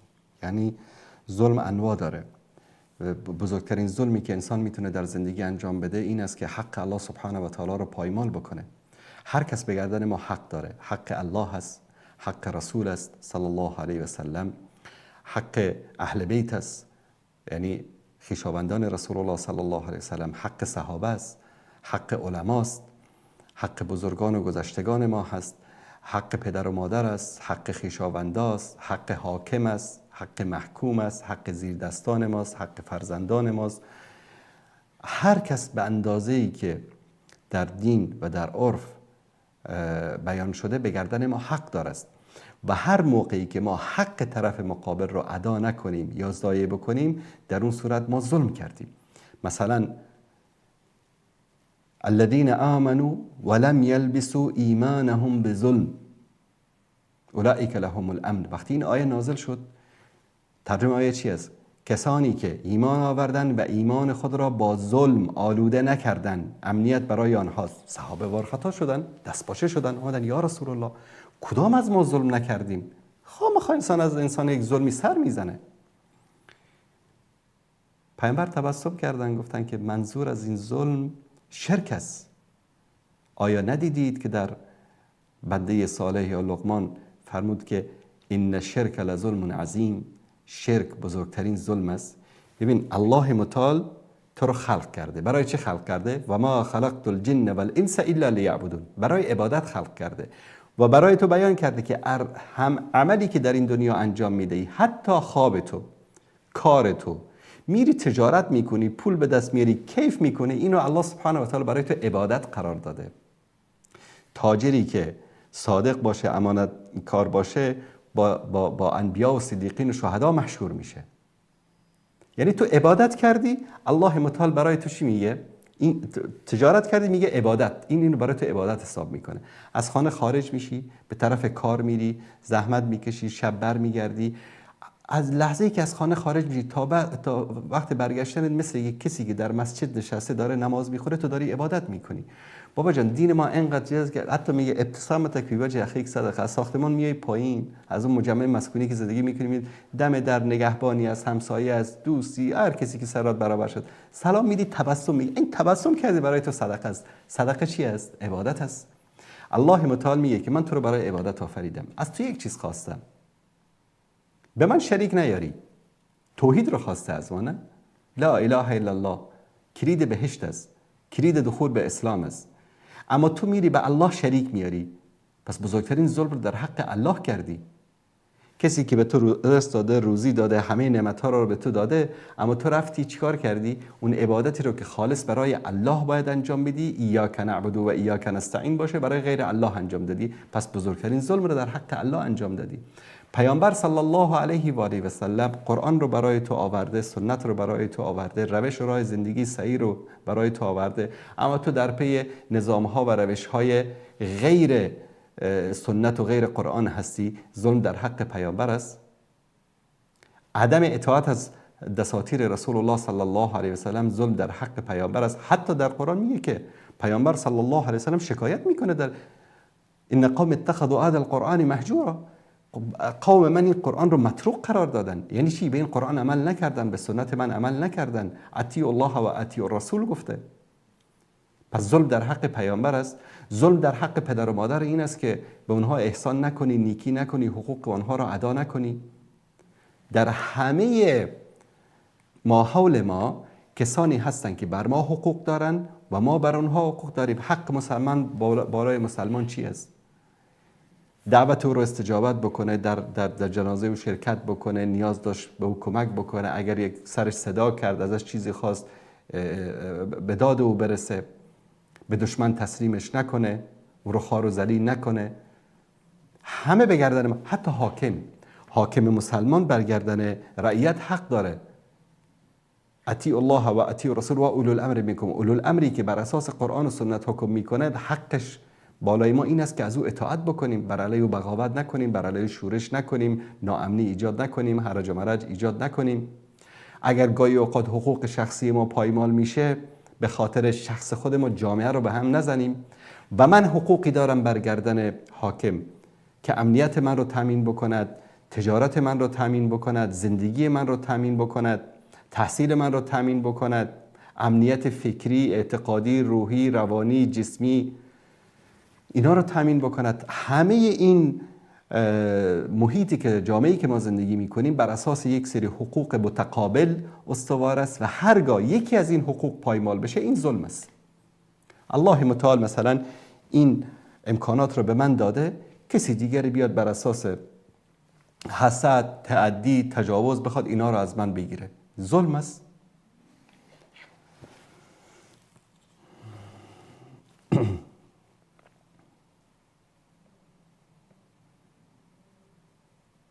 بیننده در مورد هند و پاکستان گفتن که امروز هند و پاکستان با هم درگیر هستن، ما به عنوان مسلمان از کی حمایت بکنیم؟ اصلا جای سوال نیستین.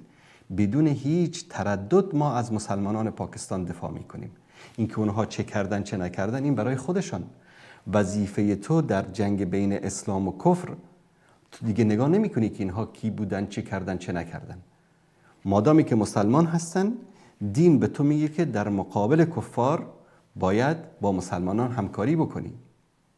اینایی که میگن پاکستان این بوده، پاکستان این بوده، پاکستان اون بوده، برادر عزیز درست است. حکومت پاکستان، فوج پاکستان، استخبارات پاکستان خیانت کردن، جنایت کردن، ظلم کردن، ستم کردن در حق ملت افغانستان. اما فراموش نکنیم که ملت پاکستان بیش از 30 سال هست، چیزی در حدود 40 سال میشه که میلیون ها نفر مهاجر افغانی رو جا دادن و وضعیتی که مهاجر افغانی در پاکستان داره در هیچ گوشه دنیا نداره. نه در ایران، نه در هیچ جای دنیا نداره. زمین ماننده که زمین خودش باشه، خانه ماننده که خانه خودش باشه، تجارت ماننده که تجارت خودش باشه. شما ببینید در پاکستان مثلا در همین پیشاور از مالگمندهی گرفته تا قصه خانی و صدر و همین مناطق، مارکت هایی که در پیشاور هست تا کارخانه، کسانی که بلد هستن این اسما رو باهاش آشنایی دارن. افغانی برای خودش تجارت میکنه، حساب بانکی داره، بزنس میکنه، صادرات داره، واردات داره، هیچ کس هم بهش چیزی نمیگه. در هیچ گوشه دنیا این آزادی رو ملت افغانستان نداشتن که در پاکستان داشتن. پس نباید ظلم بکنیم در حق برادران مسلمان. اگر اشتباهاتی کردن بین خودشان و خدایشان. اما عموم ملت پاکستان با جان و دل در کنار ما ایستادن و هیچ کس معصوم نیست. یعنی شاید از میلیون یک نفر ظلمم کرد، بله شاید.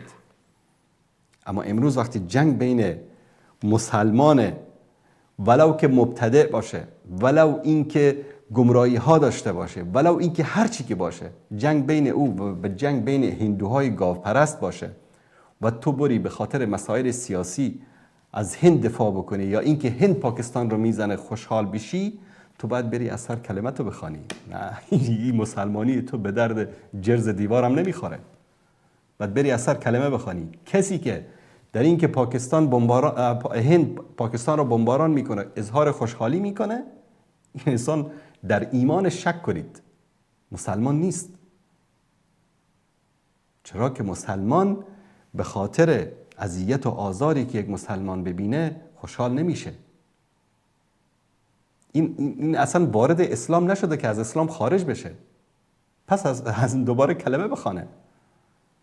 چطور تو یه راضی میشی که مثلا گاو پرست ها، گوساله پرست های هند برادران مسلمان تو رو بمباران بکنن و تو خوشحال بشی چون که با پاکستان مشکل سیاسی داری؟ این کسایی که اینطوری فکر میکنن اینا مشکل اعتقادی دارن. اینا دین رو نفهمیدن، اصلا توحید رو نفهمیدن، اصلا لا اله الا الله رو درک نکردن، از کوچه لا اله الا الله رد نشدن. اینا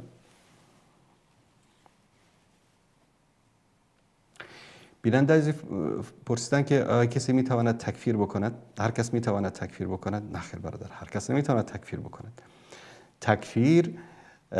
تکفیر رو ببینید تکفیر شروط داره. من در یک برنامه مفصل ذکر کردم.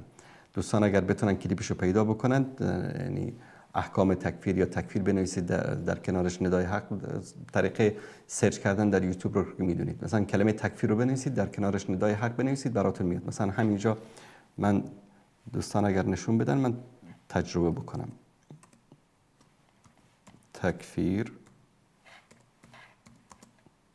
بعد از اون ندای حق بنویسید. صحبت هایی که در مورد تکفیر شده بله میاره، البته با کیبورد فارسی. مثلا اینجا به عنوان باورهای دینی یا اعتقادات روانی مفصل در این برنامه در مورد تکفیر صحبت کردیم. خوبه دوستان عزیز، شب رفتیم به سراغ کامنت ها، دیگه تلفن ها رو. بیننده عزیز سلام علیکم، بفرمایید. الو. بله بفرمایید. سلام، خسته باشید دکتر. سلامت باشید. من دو تا سوال داشتم، سوال که نه ولی دو تا پیشنهاد. بفرمایید. به خاطر اینکه یه شخصی هست که زنگ میزنه همیشه فوش میده، اینو میشناسید دیگه، ایرانیه. بله بله. حالا این عادتشون است، این مردم اینا رو خداوند هدایتشون بده. در واقع اینا از فوش دادن هم خسته شدن، الان خودش فوش نمیده. چند هفته ای هست که من برنامه رو نگاه میکنم همیشه. جدیدن این فوشی که میده این خودش نیست، یک کلیپی هست، این پیرمردی تو کلیپ داره فوش میده، این همون کلیپ رو داره پخش میکنه. این شما توجه نکردید، گفتم به اینو به شما بگم. خدا هدایتشون بده. اگه چند بار من براتون هم کلیپ رو فرستادم، هم این که شد، من گفتم استاد این کلیپ داره پخش میکنه که اون داره تکرار میکنه فوشا. خوبه. و بحث دوم این که صحبت دومی که داشتم درباره شبکه جهانی نوره که الان این برنامه تو نور نیست، ولی همیشه صداش مشکل داره، صدا و تصویر اما همین یک ثانیه دو ثانیه تقریبا عقب جلوه، سینک نیست. و چند بار با اتاق فرمان تماس گرفته بودم، درست کرده بودم، دوباره خراب شده، چند بار دوباره تماس گرفتم، دوباره خراب شد. الان یعنی الان شما صدا و تصویر با هم هماهنگ نیست میفرمایید، درسته؟ بله الان که شما تو یوتیوب هستید، بله همیشه شبکه جهانی نور بقیه شبکه خوبم، چون من با اتاق فرمان تماس گرفته بودم، گفتن که شاید مشکل از رسیور و اینا از طرف خودتونه، ولی بقیه شبکه خوبه، شبکه کرامه و توحید و بقیه شبکه اصلا این مشکل رو ندارن، ولی شبکه جهانی نور این مشکل رو داره. نمیدونم اگه میتونی اینو درست کنی، خیلی آزاردهنده است و خیلی هم، چون ما شبکه جهانی نور رو دوست داریم واقعا از ته دل، به خاطر برنامه شما و بقیه اساتید میخوام این درست بشه، خیلی آزاردهنده است، صدا و تصویر ما نباشه. من این رو عزیزانمون در اتاق فرمان همین الان یادداشت بکنن، با بخش فنی شبکه نور در میان بگذارن حتما انشالله این رو. من چند بار تماس گرفتم و زیادم باشون بحث کردم، آخرش گفتن یه دستگاهی هست، این دستگاه من نمیدونم دستگاه پخش چیه، گفتن این قدیمیه، گفتم خب عدد جدیدشو بخرید، اگه نمیشه لینک دونیت بزنید مسلمانان دونیت میکنن یه چیزی یه پولی بدن که عدد اینو بخرید، دستگاه جدیدشو بخرید. الله المستعان. خیلی ممنون استاد. خواهش میکنم. زنده باشید. واتساپ منم ثبت کنید، بعضی وقتا کاری داشتیم تماسی چیزی، من بعضی وقتا خیلی حرفا شما رو قبول دارم. سلامت باشید. درباره چیزی گفتگو بکنم جواب نمیدیم واتساپ. چشم، حتما انشالله توجه بیشتر خواهیم کرد، حتما انشالله. تشکر شما. زنده باشید. سلام و رحمت الله و برکاته.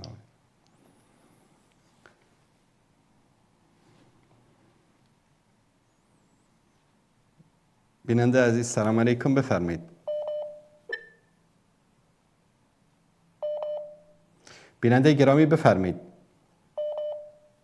استاد انصاری؟ بله بفرمایید.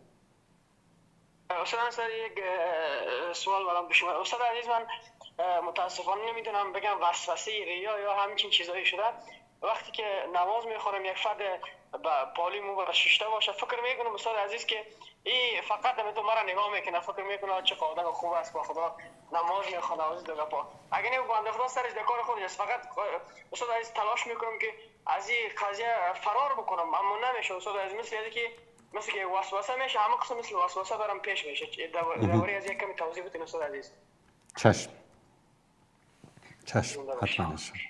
ببخشید استاد عزیز. خواهش میکنم در مورد رفع الیدین و چگونگی انجام رفع الیدین یک توضیح هم میشه.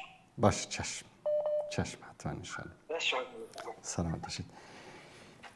ببینید برادر عزیز، گاهی اوقات بعضی چیکار میکنن، مثلا میگن که میخوان برن در یک مسجدی مثلا نماز تهجد بخونن، نماز شب بخونن، سنت بخونن، نفل بخونن، در یک جای عمومی وقت نماز میشه، مثلا خاصا نماز مغرب که وقتش کم هست، امکان داره قضا بشه، میخوان نماز بخونن. شیطان این بهترین وقت است براش. ببینید شیطان با هر کسی از یک دری وارد میشه. مثلا با یک شخص خیلی متقی و پرهیزگار در اینجا دیگه نمیاد بگه که نه وقت حالا نماز نخون، بعدن بخون، اشکال نداره، چون میفهمه که این روش باهاش فایده نداره. در اون صورت چیکار میکنه؟ میگه که الان اینجا نماز بخونم، مردم میگن که چقدر آدم ریاکاری بوده، اومد اینجا جلوی همه میخواد نماز بخونه. شیطان از این طریق شما رو وسوسه میکنه. یا رفتی در مسجد وارد شدی، مثلا میخوای که یک چند رکعت نماز نفل بخوانی، یک چند نفری نشستن در مسجد، اینجا دیگه نمیاد به تو نمیگه که نه ولش کن نماز نخون برو بشین، تو میدونه که این حرفا به شما تاثیر نداره. میاد در اینجا چیکار میکنه؟ الان که شروع کردی به نماز خواندن، اینا چی میگن؟ ببین اینو چقدر ریاکار شده، الان دیگه حالا چیه نماز تراویح مگر قرار است بخونی که چند رکعت نماز خوندی، چقدر این رکوع سجدهاش طولانی شد.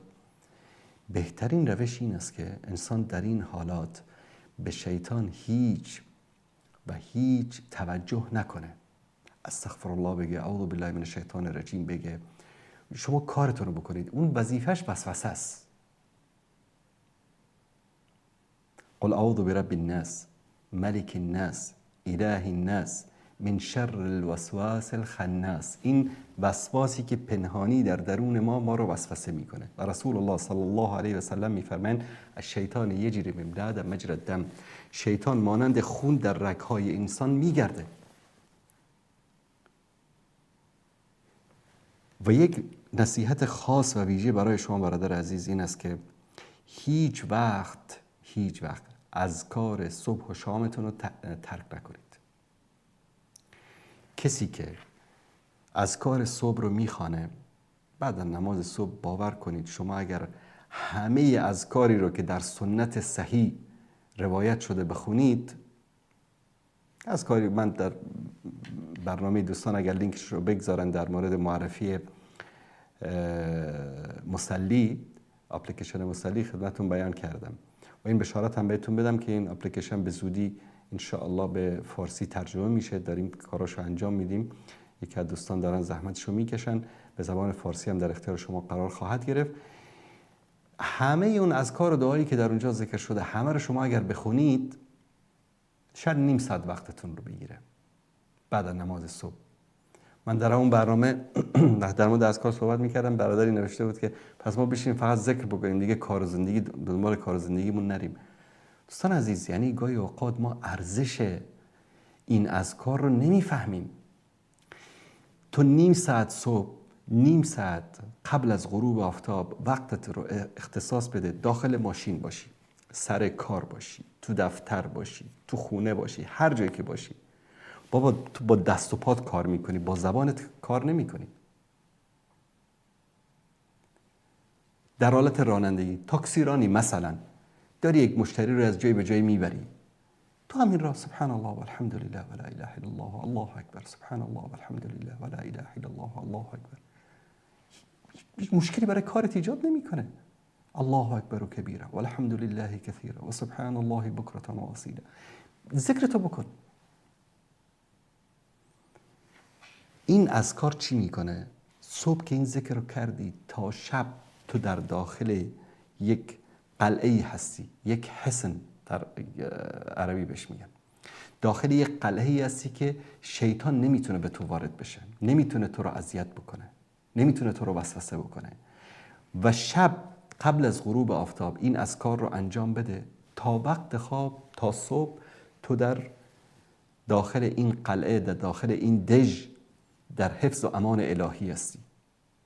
کلاً یک ساعتت رو بدون هیچ زحمت فیزیکی، فقط با زبان. صحابه جهاد میکردن، خرید و فروش میکردن، تجارت میکردن، همیشه در حالت ذکر بودن. بعضی روایت از حالا صحت و سقمش رو نمیدونم، یعنی از من به عنوان روایت صحیح نگیرید، شنیدم میگن گاهی اوقات صحابه به عنوان اندازه با ذکر عادت کرده بودن که اگر وارد بیت الخلا میشدن، وارد توالت میشدن، یک سنگی رو، یک چیزی رو زیر دندانشون، زیر زبانشون میگذاشتن که این زبان آرام بشینه، نه ذکر نگن، چون عادت کرده بودن. و والله اگر شما عادت بکنید واقعا مجبور میشید که مثلا وارد توالت شدید به یک شکلی جلو خودتون رو بگیرید که در اونجا ذکر نکنید. خب ذکر کردن در توالت درست نیست. وارد توالت میشید، ذکر خاص خودش رو داره. این ذکر کردن همه این وساوس و همه اینا رو از انسان دور میکنه. الان شما میرید مثلا، به یکی از دوستان چند روز قبل همین مثال رو بهش دادم. طرف مشکل روحی روانی داره و متاسفانه امروز در اروپا و آمریکا 99.99% مردم مشکل روانی دارن، مشکل به اصطلاح پسیکولوژی دارن. در اروپا و آمریکا طرف میره به خاطر اینکه با یک روانشناس اپایمنت بگیره و نصیحت‌های او رو گوش کنه، فقط براتون حرف میگه، مثلا میگه این کارو بکن، این کارو بکن، این کارو بکن، فقط همین 4 تا سوال ازت میپرسه. بعد روش مشترک درمانیشون چی است؟ سعی کن خوشحال باشی، سعی کن به خودت انرژی مثبت بدی، بگی بله من خوبم، من خوشحالم، من فلانم. این اذکار همین انرژی مثبت رو هم به تو میده. وقتی تو میگی سبحان الله، ببینید یکی از اذکاری که ما میکنیم سبحان الله هست. بعد از نماز میگیم سبحان الله سبحان الله، یا در اون ذکر طولانی سبحان الله و بحمده عدد خلقه و رضا نفسه و زنت عرشه و مداد کلماته. این سبحان الله و الحمد لله و لا اله الا، این سبحان الله ببینید اکثرا در اذکار ذکر میشه. این سبحان الله رو وقتی که تو با اعتقاد بگی، میدونی یعنی چی؟ یعنی پروردگاری است، ذاتی است که همه اختیار جهان در دست اوست. هر چی که به من میرسه از طرف اوست، خیر و شر به دست اوست، رزق و روزی به دست اوست، یکتاست، یگانه است، هیچ مثل مانندی هم نداره. من به اون توکل کردم، او رو ذکرشو میگم، ثنا و صفتشو میگم، منو کمک بکنه، منو یاری بده. شما وقتی این انرژی رو به خودت بدی، دیگه امکان داره که هیچ انرژی منفی در دنیا به شما ضرر برسانه. اونجا میری شاید $1000 بدی خرج بکنید تا که همین حرفا رو اما با کلمات دنیوی بهت بگه، و این کلمات رو الله متعال از بالای 7 آسمان برای ما فرستاده که هم به تو آرامش روحی میده، هم ثواب داره، هم اجر داره. یک بار میگی، یک ذکر رو میگی، الله برای هر ذکر تو یک درختی در جنت برای تو کشت میکنه و همچنین بهت آرامش میده. الا بذکر الله تطمئن القلوب. مگر این نیست که با ذکر الله متعال دلها آرام میگیرد؟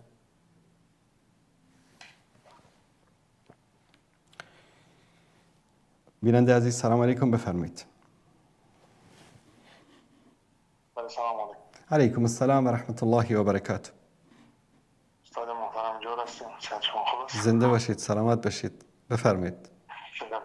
زنده باشین. همچنان استاد محترم، خوب شد که رخ شدم و من یکی از بیننده یوتیوب شما هستم. سلامت. همیشه که شما ویدیو رو در یوتیوب میگذاریم و خود ما او را تماشا میکنم و بسیار زیاد آموختیم و شما را من حیث استاد آنلاین یا استاد ورچوال هم من انتخاب کردم. الله تعالی این یک باعث افتخار است. سلامت باشید. و در ضمن استاد محترم، ما خودم یک افغان هستم، فعلا در آلمان هستم و شما در مورد پاکستان و هندوستان که فعلا در تقابل هم دیگر رفتیدن یک چند صحبت را داشتیم و ما میخواهیم که یک نظر را همراه شما شریک بمونیم. استاد محترم، ما خودمون در وقتی که در جنگ‌های داخلی که در افغانستان رخ داد، سالهای مجاهدینی که با هم رفتیدن در موقع مهاجر شدیم و تقریبا 13 الی 15 سال در پاکستان بودیم درست است که پاکستان همراه ما همکاری نمودن، برای ما پناه دادن و ناگفتانه ما استاد محترم که بسیار زیاد بالای ما اونا تجارت کردن و به میلیاردها دلار اونا کمایی کردن از ممالک غربی و فعلا هم مهاجرینی که در پاکستان هستند به بسیار وضعیت بد اونا را اخراج نمودن، حتی به ناموسشان تجاوز کردن، زیورات و پول و هر چیزی که در دستشان از گوشهایشان کشیدن. یعنی شما پیشتر گفتن که انسان باید با ایمان خود یعنی شک کند، کلمه بخواند که اگر بگوید که ما هند را سپورت میکنیم. ما هیچ وقت یعنی من همه فعلا من حیث یک افغان و مسلمان به هیچ قانون یک قوه کفری در مقابل اسلام به هیچ عنوان ما قبول ندارم. اما جفایی را که پاکستان در حق افغانان نمودن عین از وقت داود خان که سر قدرت آمده بود تا به امروز ما از پاکستان خاطره خوبی را نداشتیم. اونا هیچ وقت ما را من حیث یک مسلمان یا هر رژیمی که در افغانستان قرار گرفته، اگر طالب بوده، اگر خلق پرچم بوده، اگر جمهوریت بوده، اگر حتی وقت ظاهر شاه، اینا امو تخریبکاری خود ادامه میدادن، امو منافقت خود اجرا نمودن، مسلمانان را در دست کفار بسیار پول ناچیز اینا میفروختن. حتی امو پاکستانی خودشان از اینا ناراضی هستند. فعلا هم که در تقابل هند افتیدن، نه پشتون پاکستان و نه هم بلوچ پاکستان همراه اینا ایستاده هستند، میگن که پنجاب میفهمه و جنگش هم میفهمه. نو من میخواستم این امیر همراه شما شریک نمایم استاد محترم که به هیچ عنوان من فکر میکنم و به این مطمئن هستم که هیچ افغان اگر مسلمان میگه خدا اگر کلمه میخواه با امرای کفار دست نخواهند. اما پاکستانی ها چنان ظلم و جفای نمودن که اگر هر چند آدم بگوید که ما با اینا هستیم، خب قلبا بسیار ما را آزاردن. تا فعلا هم همین حکومت امارات اسلامی که در افغانستان موجود است، وقتی میوه و وقتی غله که میای اینا که وقتی که میخواین صادرات کنن بندر تورخم یا بندر چمن میبندن، اون چیزی مال که باید اینا با پاکستان بفرستن اونا کل دمون را فرسوده میشن. یعنی هیچ وقت اینا در مقابل ما یعنی نیت خوب نداشتن. به مو خاطر فعلا ما اتونه که ما اینجا مباحث میکنیم، جشن گرفتیم که این مسلمان ها را زد و مسلمان ها را قتل عام میکنه و ما بسیار خوش هستیم. خب ما میگیم یعنی حکومت ظلمی که فعلا در پاکستان است با بالای مردم های محلیشان ظلم و تعداد انجام میدن، اینمی باید از بین برود. حکومت اونا حکومت اسلامی هم است استاد محترم. قانون اونا قانون انگریز است، بنا شده به نام انگریز.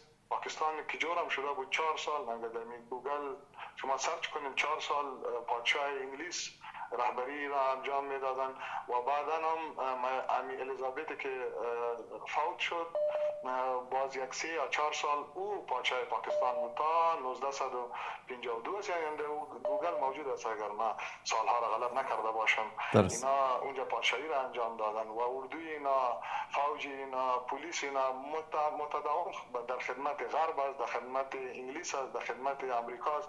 چیزی که اشاری اونا است اینا همان کار را انجام میدن. این رو میخواستم همراه شما شریک نمایم استاد محترم. تشکر. سلامت باشید. خدا نگهدار شما. صحبت هایی که برادر عزیز ما کردن من 100% با ایشان موافق هستم، هیچ اعتراضی به این ندارم و ایشان هم با اصل جوهری صحبت هایی که من بودن انجام دادم یقین دارم که موافق هستند. ما داریم قضیه را از منظار دین میبینیم، از منظار دین داریم نگاه میکنیم، یعنی با دید بر اساس قرآن و سنت داریم صحبت میکنیم. در این که حکومت پاکستان، ارتش پاکستان، استخبارات پاکستان، من ذکر کردم در صحبت ها، چه در دوران جهاد با روس ها، چه در دوران در سقوط امارات اول، که باور کنید یعنی من خودم اینا رو زندگی کردم، دیدم. یعنی من وقتی که در مورد ایران صحبت میکنم، در مورد تاجیکستان، در مورد پاکستان، اینا نه اینکه از دور این چیزها رو دیده باشم، زندگی کردم، دیدم که اینها مجاهدین رو با بهای ناچیز به امریکا فروختن. استادهایی که برای تعلیم در مدارس، در دانشگاه ها، در دانشکده ها، در انستیتوت ها در پشاور بودن یا در شهرهای دیگر پاکستان بودن. اینا رو میگرفتن، دست و پای اینا رو میبستن، به آمریکایی‌ها به عنوان افراد القاعده میفروختن. یعنی اینها رو ما انکار نمی‌کنیم. حتی زنان و کودکان عرب‌ها رو هم فروختن. حالا شاید بعضی بگن خوب کردن و غلط کردن آمدن به افغانستان. این یک بحث جداست، وارد اون بحث نمیشیم. حرف گفتن در اونجا هم هست. اما توی یک مسلمان، رسول الله صلی الله علیه و سلم در حدیث صریح و صحیح بیان میکنن که مسلمان برادر مسلمان است. مسلمان برادر خود را به کفار تسلیم نمیدهد. اما اینا کردن، فروختن. یعنی همین مولا عبدالغنی برادر که فعلا معاون اقتصادی رئیس الوزراء هست، در پاکستان دستگیرش کردن، با آمریکا فروختن. عبدالسلام ضعیف سفیر که یعنی در عرف دیپلماتیک شاید بدترین کشور روی دنیا، این کار در تاریخ بشر صورت نگرفته که در پاکستان صورت گرفت که سفیر بر حال یک کشور رو بگیر، دست و پایش ببند، تحویل آمریکا بده، بفروش. و این خبیث‌های حکومت پاکستان این کار رو کردن و اینها به اندازه بی‌ناموس و بی‌عزت و بی‌شرف هستن. همین استخبارات اینا، آیس‌هایشون، گرچه در بینشون انسان‌های خوب هم وجود دارد، ما تعمیم بر عام نیست، یعنی که عمومشان را بگیم، اما اکثریت کسانی که حاکم هستن بر این دستگاه‌ها انسان‌های بسیار پست و رذل و بی‌شرفی هستن. دین، انسانیت، شرف، قرآن، سنت، این چیزا برایشان مهم نیست. کردن این جنایت‌ها را کردن، در حق مهاجرین کردن. اما ما اولا در شروع صحبت‌ها گفتم که ما از حکومت پاکستان، فوج پاکستان، استخبارات پاکستان، از ملیشای پاکستان، از اونها همیشه جنایت‌ها و خیانت‌هایی که کردن این رو هیچ کس انکار نمی‌کنه و فراموش هم نمی‌کنه. اما ما در مورد ملت پاکستان داریم صحبت می‌کنیم. این ملت‌ها مغلوب علی امرهم، یعنی اکثر ملت‌های دنیا امروز در دست طواغیت و حکامی گرفتار هستن که حول و قوه‌ای ندارن. چیکار باید بکنن؟ شما مثلا در بین همین کشورهای اسلامی، همین ارتش‌هایی که وجود داره که سالانه با میلیاردها دلار سلاح‌های غربی اینها مسلح هستن، برای کی مسلح هستن اینا؟ برای که یهود را از بین ببرن؟ امروز دیدید که یک نفر از اینا رفته باشه با اسرائیل، گفته باشه با اسرائیل که بالای چشم تو ابروست؟ همه این ارتش‌ها و نیروهای امنیتی و استخبار، همه اینا برای چی است میدونید؟ برای کنترل کردن ملت‌ها، جلوی این ملت‌ها رو بگیرن، فقط برای سرکوب کردن ملت‌ها هست. همه این صحبت‌های شما رو قبول دارم برادر عزیز که اینا ظلم کردن، جنایت کردن در حق مهاجرین، تجارت کردن.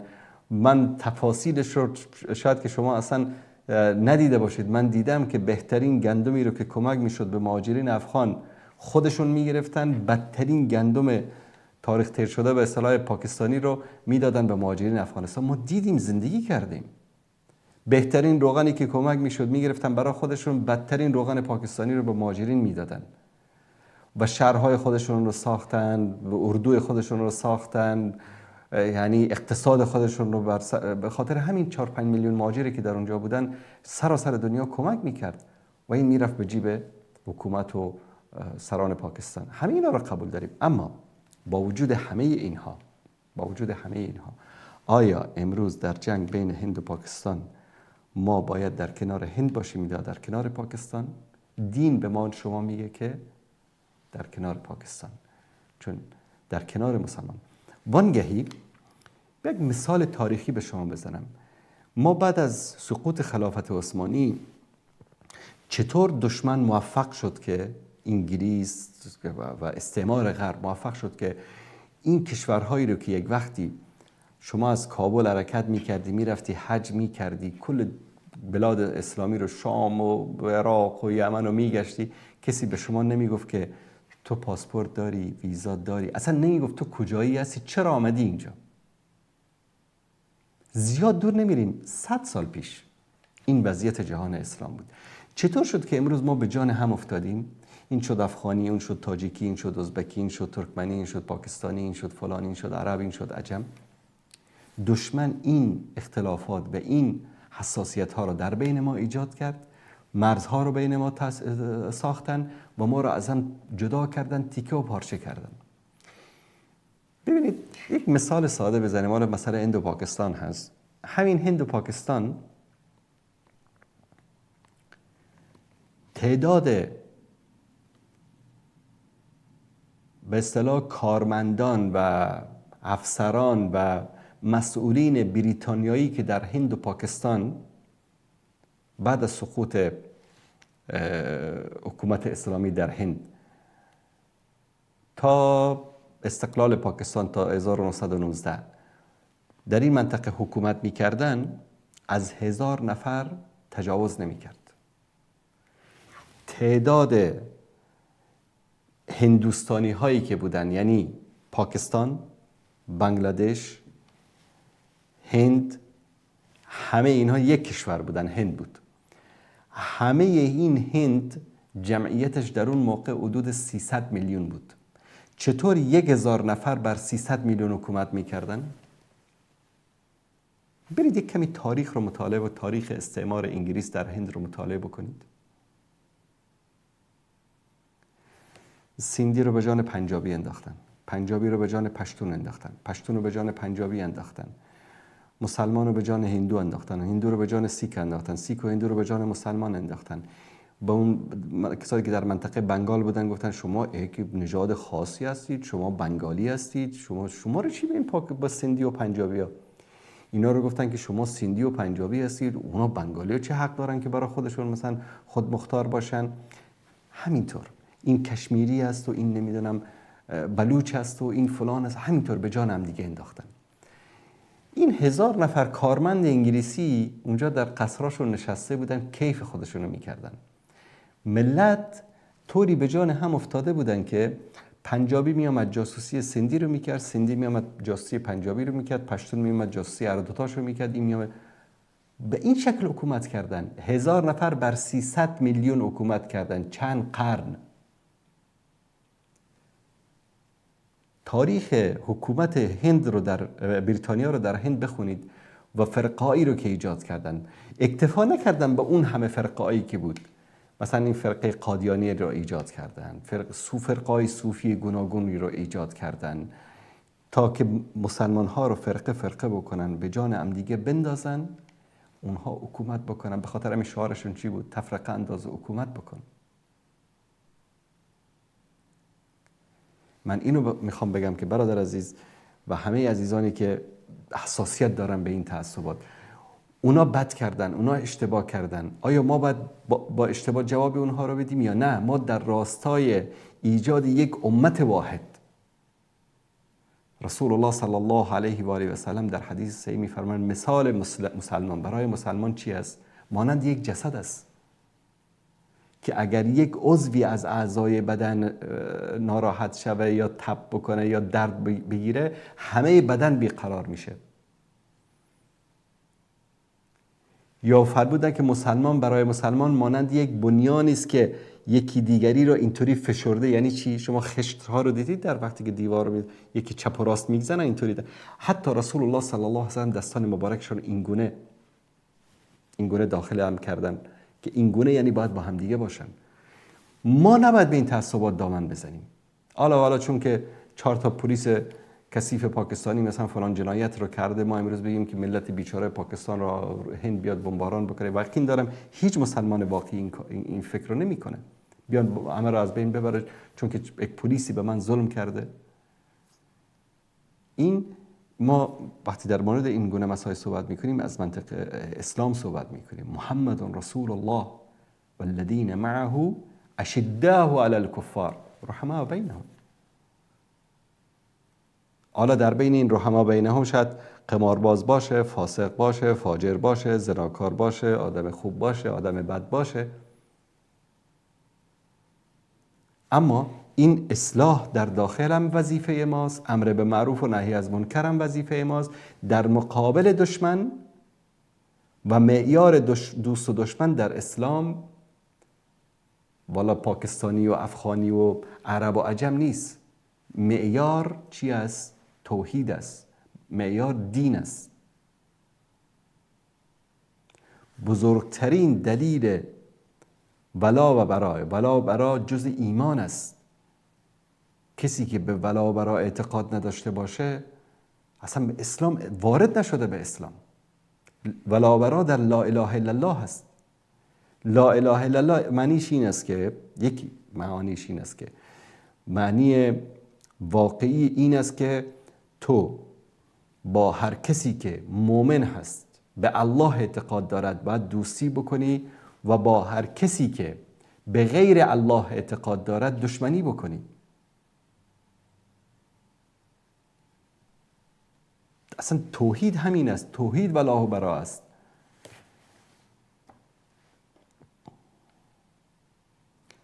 سلام علیکم و رحمت الله. بفرمایید. سلام علیکم و رحمت الله. علیکم السلام و رحمت الله و برکاته. استاد انصاری خوب هستید؟ سلامت باشید. زنده باشید. یک سوال داشتم. ما در اروپا نماز جمعه را در یک مسجد بله. دو بار میخونن. یک تاش ساعت یک، دیگرش ساعت به خاطر که از حساب مساحت مسجد نه اونقدر کلانه. مثال همین جمعه را دو بار میخونن. مثال اماما عوض میشوند. همین نگاه شرعی درسته؟ مثال دو بار خوندن نماز جمعه را در یک مسجد اشکالی نداره، مدامی که جای تنگ باشه، جای چیز نباشه، اشکالی نداره. 2 بار بخونن، 3 بار بخونن.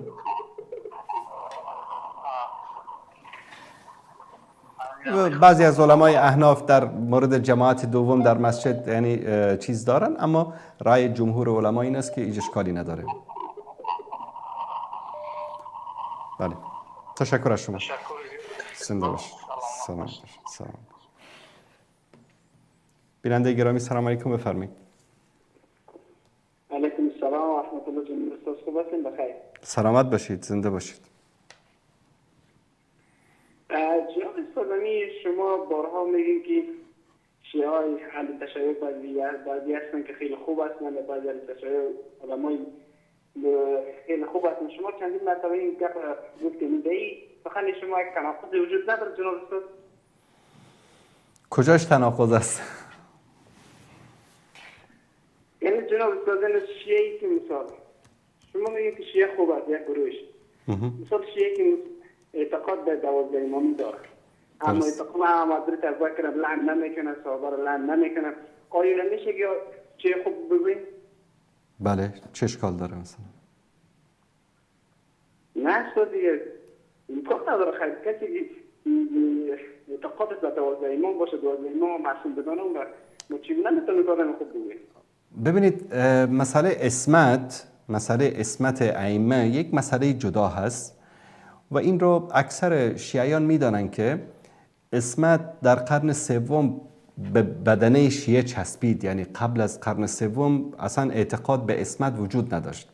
منتها اگر اعتقاد بر این داشته باشند که بر امامان وحی نازل میشه، حرفشان حرف خداوند است، وحی الهی است، در اون صورت اینا کفر است. حالا چه شیعه این اعتقاد رو داشته باشه، چه سنی اعتقاد رو داشته باشه.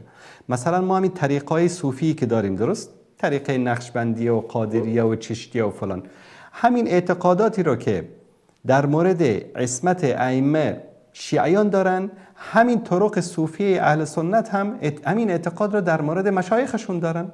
اعتقاد دارن که شیخ و پیر ما معصوم است. مثلا همین صیفیا اعتقاداتی رو که شیعیان در مورد امام جعفر صادق و حضرت علی و حضرت حسن و حسین دارن، همین اعتقادات رو در مورد سیف الرحمن دارن.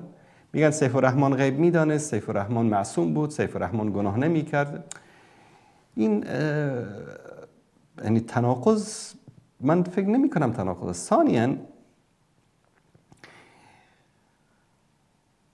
ما ببینید یکی شیعه داریم، یکی رافضی داریم. من بارها این رو در برنامه ذکر کردم دوستان عزیز. شیعه چیز دیگری است، رافضی چیز دیگری است. شیعیان اعتقاد بر این داشته باشن که والله ما شیعه علی هستیم، خب باش، هیچ مشکلی باد نداریم.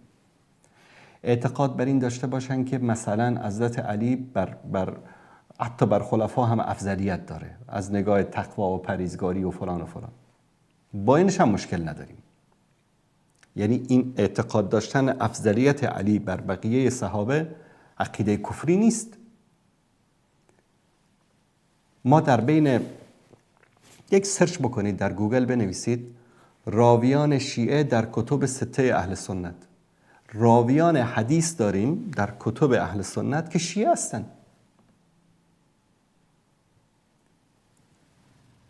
و علما در سیرت اینها وقتی که ذکر میکنن جریر ابن عبدالحمید است و نمیدونم اسماعیل ابن ابان است و این شیعه هستن. اما علمای حدیث از اونها حدیث روایت کردن چون مشرک نبودن. ببینید قضیه اعتقاد، طواف کردن به قبر، از قبر خواستن، لن فرستادن به صحابه، نمیدونم سجده کردن به طرف قبر، این اعتقادات بیشتر این اعتقادات در زمان صفویت وارد تشیع شده. تشیع قبل از صفویت یک چیز دیگری است. بعد در بین تشیع ما فرقایی داریم.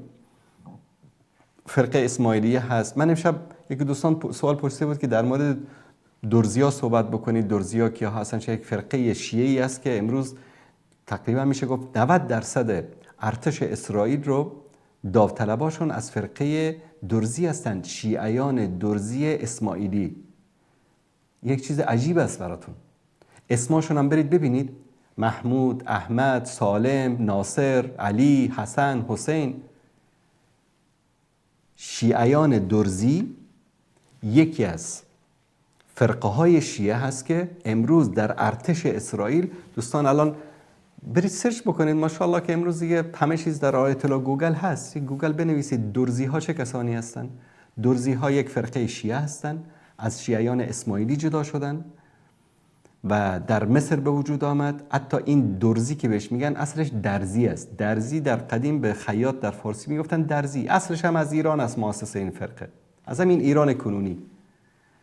و اگر چند روز قبل شنیده باشید در منطقه قنیطره و سویدا، در این مناطق در سوریه جنگ بود بین مردمی که در این مناطق زندگی میکردن و بین حکومت فعلی سوریه، حکومت احمد الشر در سوریه. اینا همین درزیا هستن. اگر شنیده باشید در اخبار، هواپیماهای اسرائیلی در دفاع از این مردم آمد بمباران کرد نیروهای امنیتی دولت سوریه رو. سوال برای ما متاسفانه مسلمان‌ها که مطالعه نمی‌کنیم، نه؟ سوال پیدا نشد که آقا چرا ارتش اسرائیل میاد از مردم قنیطره و سویدا در مقابل حکومت مرکزی سوریه داره دفاع میکنه، داره پلیس و ارتش سوریه رو داره بمباران میکنه؟ چرا اهل سنت رو داره اسرائیل بمباران میکنه در مقابل این مردم؟ چرا از اونها داره حمایت میکنه؟ و رهبر روحانی اینها چرا میره با نتانیاهو ملاقات میکنه؟ این سوال در ذهن کسی ایجاد نشده؟ یا شاید هم ایجاد شده باشه. برید سرچ بکنید. درزی ها یک فرقه شیعه هستن. الان تو فرقه درزی شیعی رو که در کنار ارتش اسرائیل داره برادران مسلمان ما رو در فلسطین میکشه، تو میخوای اون رو مثلا با شیعیانی که میگه بابا من به الله شرک نمیارم، میگه من این امامت رو قبول ندارم، میگه من با ابوبکر و عمر و عثمان که خلیفه شدن مشکل ندارم، آقا من شیعه علی هستم، من پیرو علی هستم، میگیم باش برادر.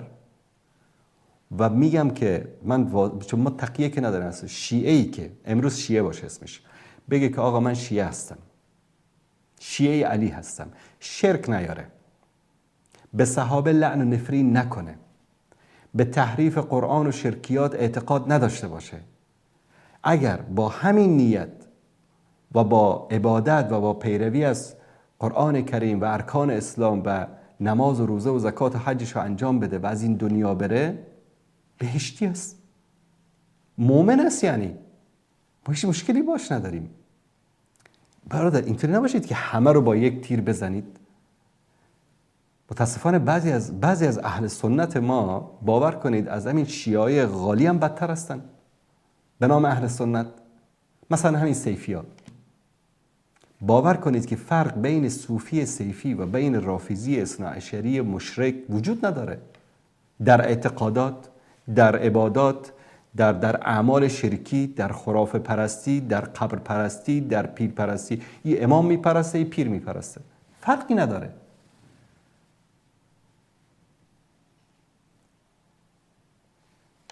متاسفانه تماس شما قطع شد، اما من دوست داشتم این تماس های مستقیم گاهی اوقات مشکل ایجاد میشه. دوست عزیز اگر خواستید در این مورد بیشتر صحبت بکنید انشاءالله.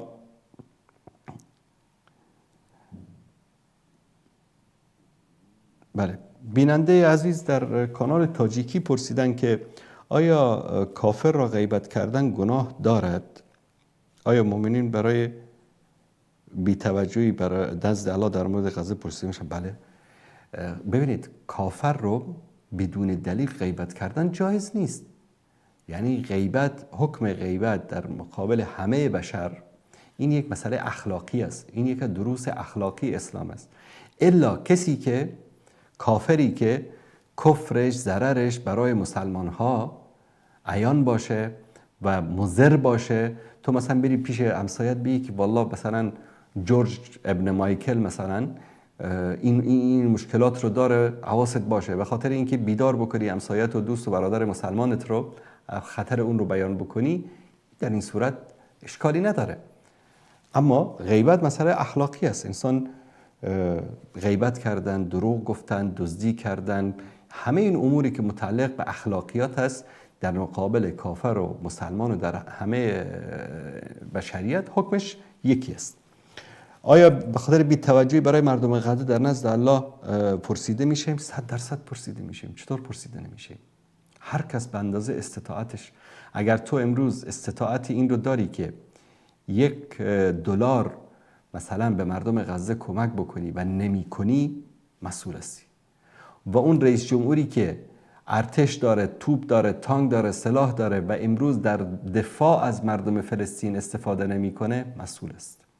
و اون سربازی که در سر مرز وایستاده و از ورود مواد غذایی از اردن، از مصر، از کشورهای دیگه به غزه جلوگیری میکنه، مسئول است. هر کس مسئول است. هیچ کس نمیتونه که از بار این مسئولیت. عالم مسئول است. عالمی که امروز حق رو بیان نمیکنه، دعوتگری که امروز حق رو بیان نمیکنه، ژورنالیستی که امروز حق رو بیان نمیکنه، همه مسئولن. هر کس به اندازه استطاعتش در نزد الله سبحانه و تعالی مسئول است. بله، سلام علیکم، بفرمایید. بله بفرمایید بیننده گرامی. سلام علیکم و رحمت الله و برکاته. علیکم السلام و رحمت الله و برکاته. واسه آقای هاشمی بفرمایید. سلامت باشید. بفرمایید. یه سوال داشتم در مورد شیرخوارگی. میتونم ازتون سوال کنم؟ در مورد شیرخوارگی، مثلا با یکی ازدواج میکنم، مثلا اون شیرخواره یک مدل شیرخواره است.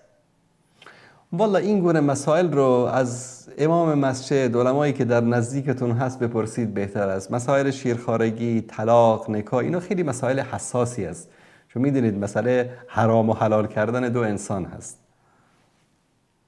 درست است. زنده باشید برادر. سلامت باشید. خواهش میکنم. تشکر از شما. زنده باشید. سلام علیکم. علیکم السلام و رحمت الله و برکاته. در مسائل حساس فقهی من دوست ندارم که وارد بشم، چون خاصا مسائل طلاق و نکاح و این مسائل آشکار و واضحی که باشه انسان در موردش صحبت میکنه. اما بعضی مسائل هست نیاز به این داره که در پیش یک عالمی که خواستن چون در بعضی از مناطق یک سری عادات و تقالید خاص داره که شاید ما اطلاع نداشته باشیم. به همین دلیل امام مسجدتون و کسی که در منطقه‌ای که شما زندگی میکنید شاید بهتر بتونه به این سوالات پاسخ بده. تشکر میکنم از دوستان عزیز.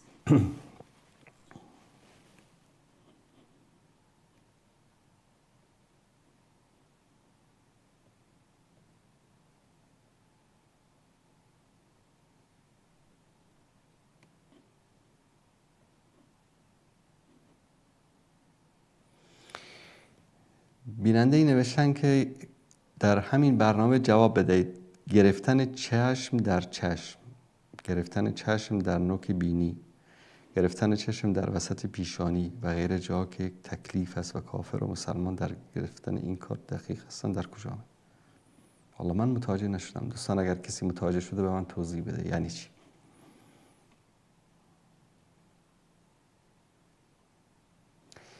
بیننده عزیزی نوشتن که غیر مسلمان مظلوم و خیرخواه نزد الله بیشتر نزدیکتر است از مسلمانی که ظالم است.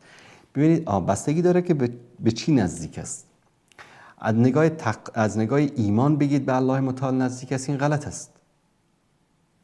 اما اگر یک مسلمانی ظالم باشه بر یک کافری یهودی نصرانی که مظلوم باشه ظلم و ستم بکنه و اون کافر داد بزنه یا الله به داد من برس، باور کنید الله سبحانه و تعالی این کافر رو با کله تیکه پارش میکنه. یعنی ظلم کردن حتی به یک حیوان، حتی به درخت، حتی به گیاهان جایز نیست. چه برسه به این که حالا تو بگی چون فلانی کافر است ما باید هر ظلم و ستمی به او بکنیم؟ نه، این ظلم به هیچ کس جایز نیست، حتی به حیوانات، چه برسه به انسان.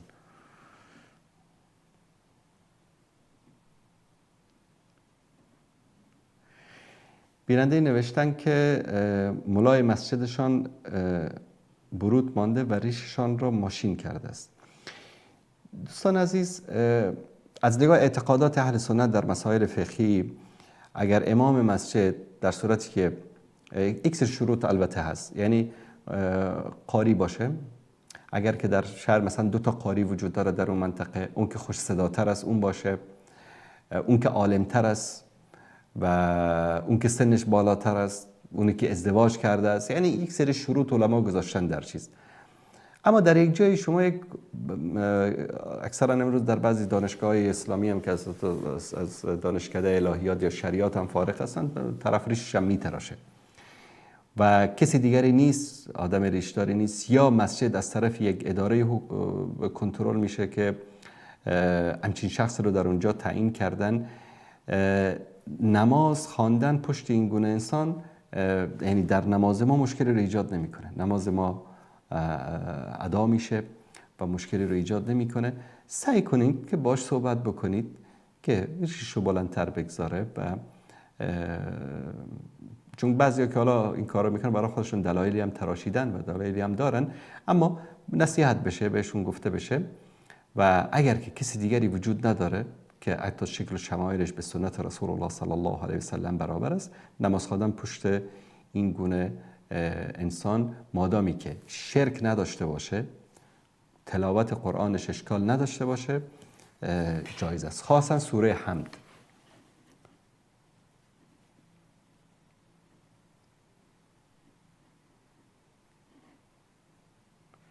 بله، دوستان از این نوشتن که در مصلی از کاری که در اونجا ذکر شده درست است. بله، مصلی کسانی که در ترتیبش هستند دوستانی هستند که من از تقریبا شاید 20 سال به این طرف باشون همکار بودم و افراد دیندار موحد و از کاری که در اونجا ذکر کردن همه اینها با مصادر صحیح سنت نقل شده و ان شاء الله اشکالی هم ندارد. بیننده نوشتن در مورد رفع الیدین توضیح بدید. ببینید، رفع الیدین در چند موضع در نماز رسول الله صلی الله علیه و سلم در احادیث ذکر شده. یکی وقت که وارد نماز میشید، وقت تکبیر تحریمه که بهش میگن، شما الله اکبر میگید وارد نماز میشید. از رکوع بلند شدن، الله اکبر، بعد از رکوع به طرف سجده رفتن و در رکعت دوم دوباره در قیام ایستادن. در این مواضع در احادیث متفاوتی که از پیامبر صلی الله علیه و سلم چه در بخاری چه در مسلم و در بقیه کتاب‌ها روایت شده، بلند کردن دست‌ها روایت شده.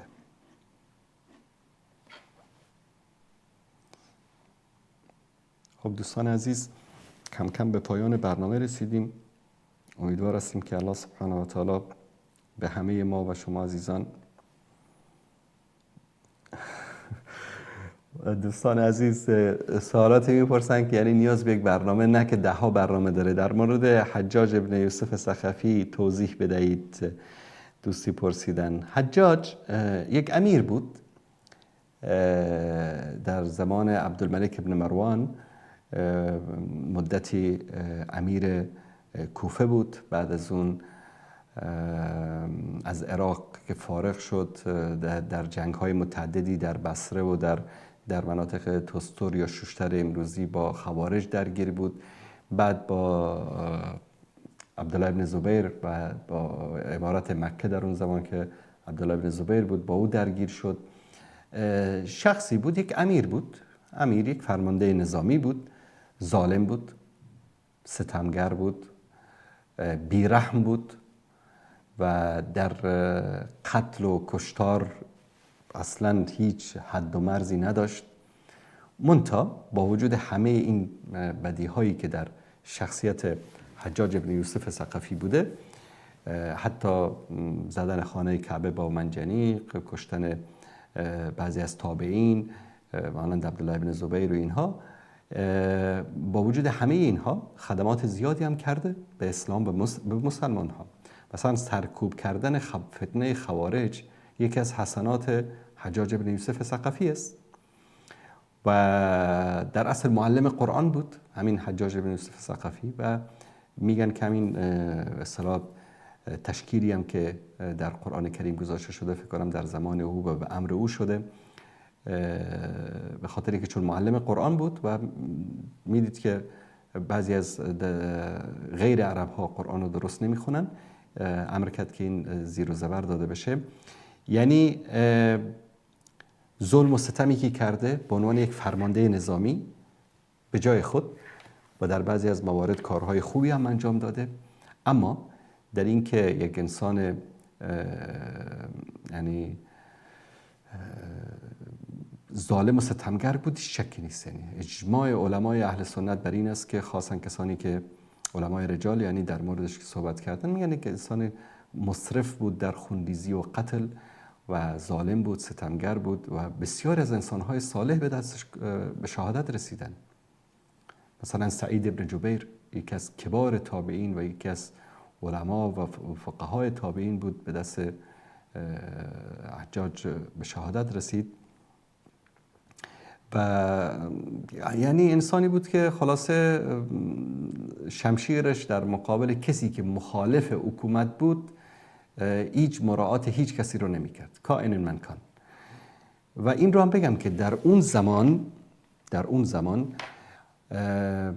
اگر این قتل و کشتاری رو که در بین فقها و علما و تابعین و انسانهای خوب انجام داد، اگر این نمی بود در زندگی حجاج بن یوسف ثقفی، به نظر من با مطالعه‌ای که در این دوره امویان داریم یعنی و وقایعی که رخ داد، انسانی بود که واقعا خدمت بزرگی کرد. اگر این جنایتاش نمی بود، اگر نمی بود، با این عبارت اگر نمی بود، چون مناطق کوفه و بصره و اینها از زمان سیدنا علی رضی الله تعالی عنه مکان فتنه و آشوب و جنگ و درگیری و خیانت و به علی خیانت کردن رضی الله تعالی عنه، به فرزندش حسن خیانت کردن، به فرزندش حسین رضی الله تعالی عنه خیانت کردن، او رو شهید کردن. و عراق شده بود یک سرزمین فتنه و فساد و جنگ و درگیری و گروه پارچه پارچه. کأنه الله سبحانه و تعالی حجاج رو فرستاد، فرستاد که اینها رو فقط جزای اینها رو بده، یعنی اینها رو به خاطر همه این خیانت ها و جنایت هایی که کردن، الله سبحانه و تعالی همچین یک شخصی رو فرستاد که اینها رو از دم تیغ بگذرانه. یعنی کم جنایت که نکردن. شما تصور بکنید لشکر جمع شدن اومدن نوه رسول الله صلی الله علیه و سلم، گل خوشبوی رسول الله صلی الله علیه و آله و سلم، حسین ابن علی پسر فاطمه رو رضی الله تعالی عنها رو در کربلا به شهادت رساندن. و الله سبحانه و تعالی کسی رو فرستاد که دیگه اصلا رحم و مروت سرش نمیشد. سر بلند میکرد میزد، سر بلند میکرد میزد. در اولین خطبه‌ای که در مسجد کوفه آمد، مردم کوفه به اندازه پررو شده بودن که مثلا امیر می اومد، خلیفه می اومد اونجا صحبت میکرد، سر منبر یا یک عالمی صحبت میکرد، فکایی میگفتن، شوخی میکردن، مسخره میکردن. این که اومد در اولین خطبه‌ای که در مسجد کوفه داد، گفت که میبینم که سرهایی بلند شدند، سرهایی سبز شدند و اکنون وقت چیدن آنهاست. یک جمله جالبی میگه امیر المؤمنین، منظورش عبدالملک ابن مروان است، به من 2 شمشیر داد، یکی شمشیر رحم و مروت، یکی شمشیر قاطعیت و به اصطلاح بیرحمی. والا میگه شمشیر رحم و مروت رو در وسط راه گم کردم، الان یک شمشیر دست من مونده. و بعد از اون زد، یعنی هر کی سر بلند میکرد سرشو میزد. خوارج رو تارمار کرد، یعنی خوارجی که صحابه رو به شهادت رساندند و تابعین رو به شهادت رساندند، به زنان صحابه رحم نکردند، زن حامله رو شکمش رو پاره کردند، جنینش رو در آوردن، سرش رو بریدن. یعنی اون کارهایی که خوارج اون زمان کردن شما داعشی هیچ کار نکردن.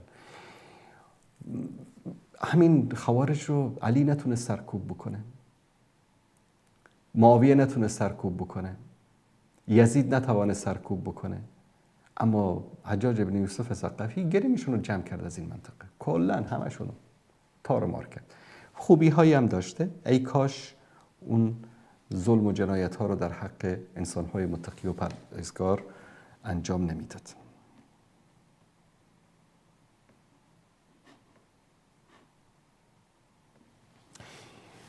دوست عزیزی در مورد پابجی پرسیدن که این گیم چطور هست. ببینید بازی های الکترونیکی، من از نگاه شرع نمیگم، از نگاه علمی امروز علمای خود غرب، علمای تربیت کودکان، تربیت نفسی کودکان میگن که این بازی ها برای کودکان مرگ است، مضر است و برای انسان های بزرگ ضیاع وقت است. ما گاهی اوقات میگیم والا اروپا پیشرفت کرده، آمریکا پیشرفت کرده، آلمان مثلا پیشرفت کرده. بابا جان وقتی که آلمانی‌ها داشتن مثلا ماشین فولکس واگن و آودی و مرسدس و اینا رو درست میکردن، ما مسلمان ها به نام پشتون و تاجیک و ازبک و هزاره به جان هم دیگه افتاده بودیم. این میگفت که من فلان هستم، اون میگفت که من فلان، من برترم، اون میگفت من برترم. ما مشغول اینا شدیم، اونا رفتن مرسدس ساختن، فولکس واگن ساختن، اودی ساختن، اوپل ساختن، مارکایی که امروز در دنیا حرف اول رو میزنه. اونها شب و روز کار کردن و بچه مسلمان ما امروز میگه که والا فلان گیم زدن حکمش چی است، حلال است یا حرام است. بابا جان اصلا دین رو بگذار کنار. آیا شایسته یک جوان مسلمان است که امروز بشینه 1 ساعت 2 ساعت پای ویدیو گیم یا بازی‌های الکترونیکی وقت خودش رو ضایع بکنه یا کسب علم و دانش بکنه؟ امروز من بارها در برنامه گفتم، بازم تکرار میکنم، امروز اگر ملت ما در افغانستان شب و روز 24 ساعت کار بکنن، کارخانه های ما، مراکز علمی ما، دانشگاه های ما، مدارس ما 24 ساعته باشه، یعنی هر 8 ساعت ما دانشجوهای جدید بیاریم براشون تعلیم علوم و تکنولوژی و همه چیز، نه تنها علوم دینی، نه همه چیز، شاید 50 سال بعد، شاید میگم 50 سال بعد اگر امنیت و استقرار باشه مثلا به ژاپن برسیم. نه که وقت خودمون رو ضایع بکنیم به این که والا فلان گیم حکمش چی است و ضیاع وقت. ببینید در حدیث صحیح رسول الله صلی الله علیه و سلم میفرمایند که هنوز پای فرزند آدم قدم بر نداشته که در روز محشر از 5 چیز میپرسن ازش. از 5 چیز میپرسن ازش. این 5 چیز رو جواب دادی بقیهش سهل است. عمرتو در چی گذراندی؟ در گیم بازی، در لهو و لعب، در چی گذاشتی؟ تندرستی تو در کجا گذراندی؟ الان تندرست هستید، همه چیز میفاره به قول تاجیکا که هر کار بکنی. کوچکترین سردردی برات ایجاد بشه، نه مطالعه، نه علم، نه درس، هیچی برات لذت نداره. پس میگه تندرستی رو قبل از مرض انسان باید غنیمت بشماره. از پولی که به دست آوردی در چه راهی خرج کردی؟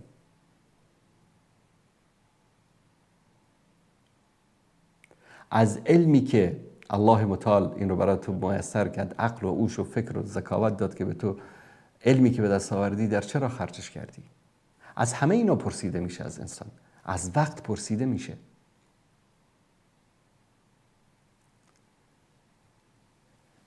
مثالی بود در عربی میگفتن که وقت مانند طلا هست. بعدن کسی اومد گفت که وقت با ارزشتر از طلا هست.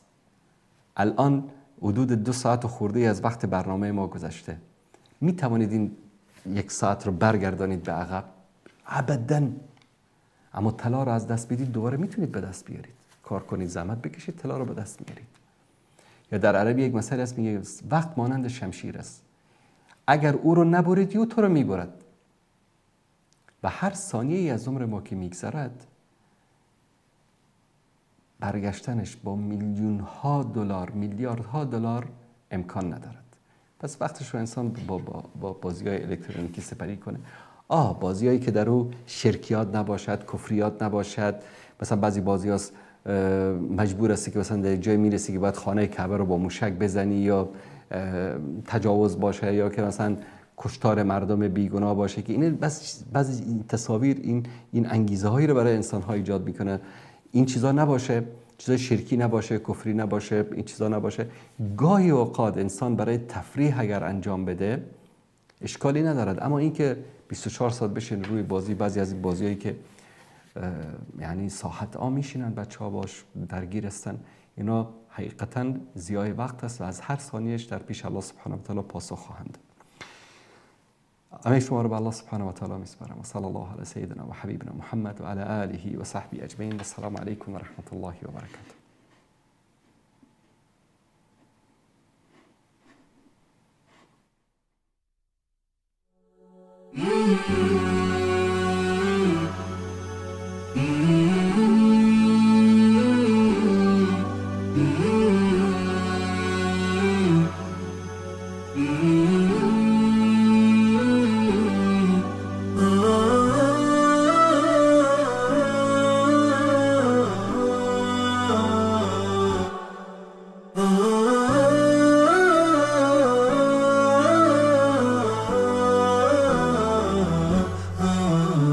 نداء الحق صوت قد شجاني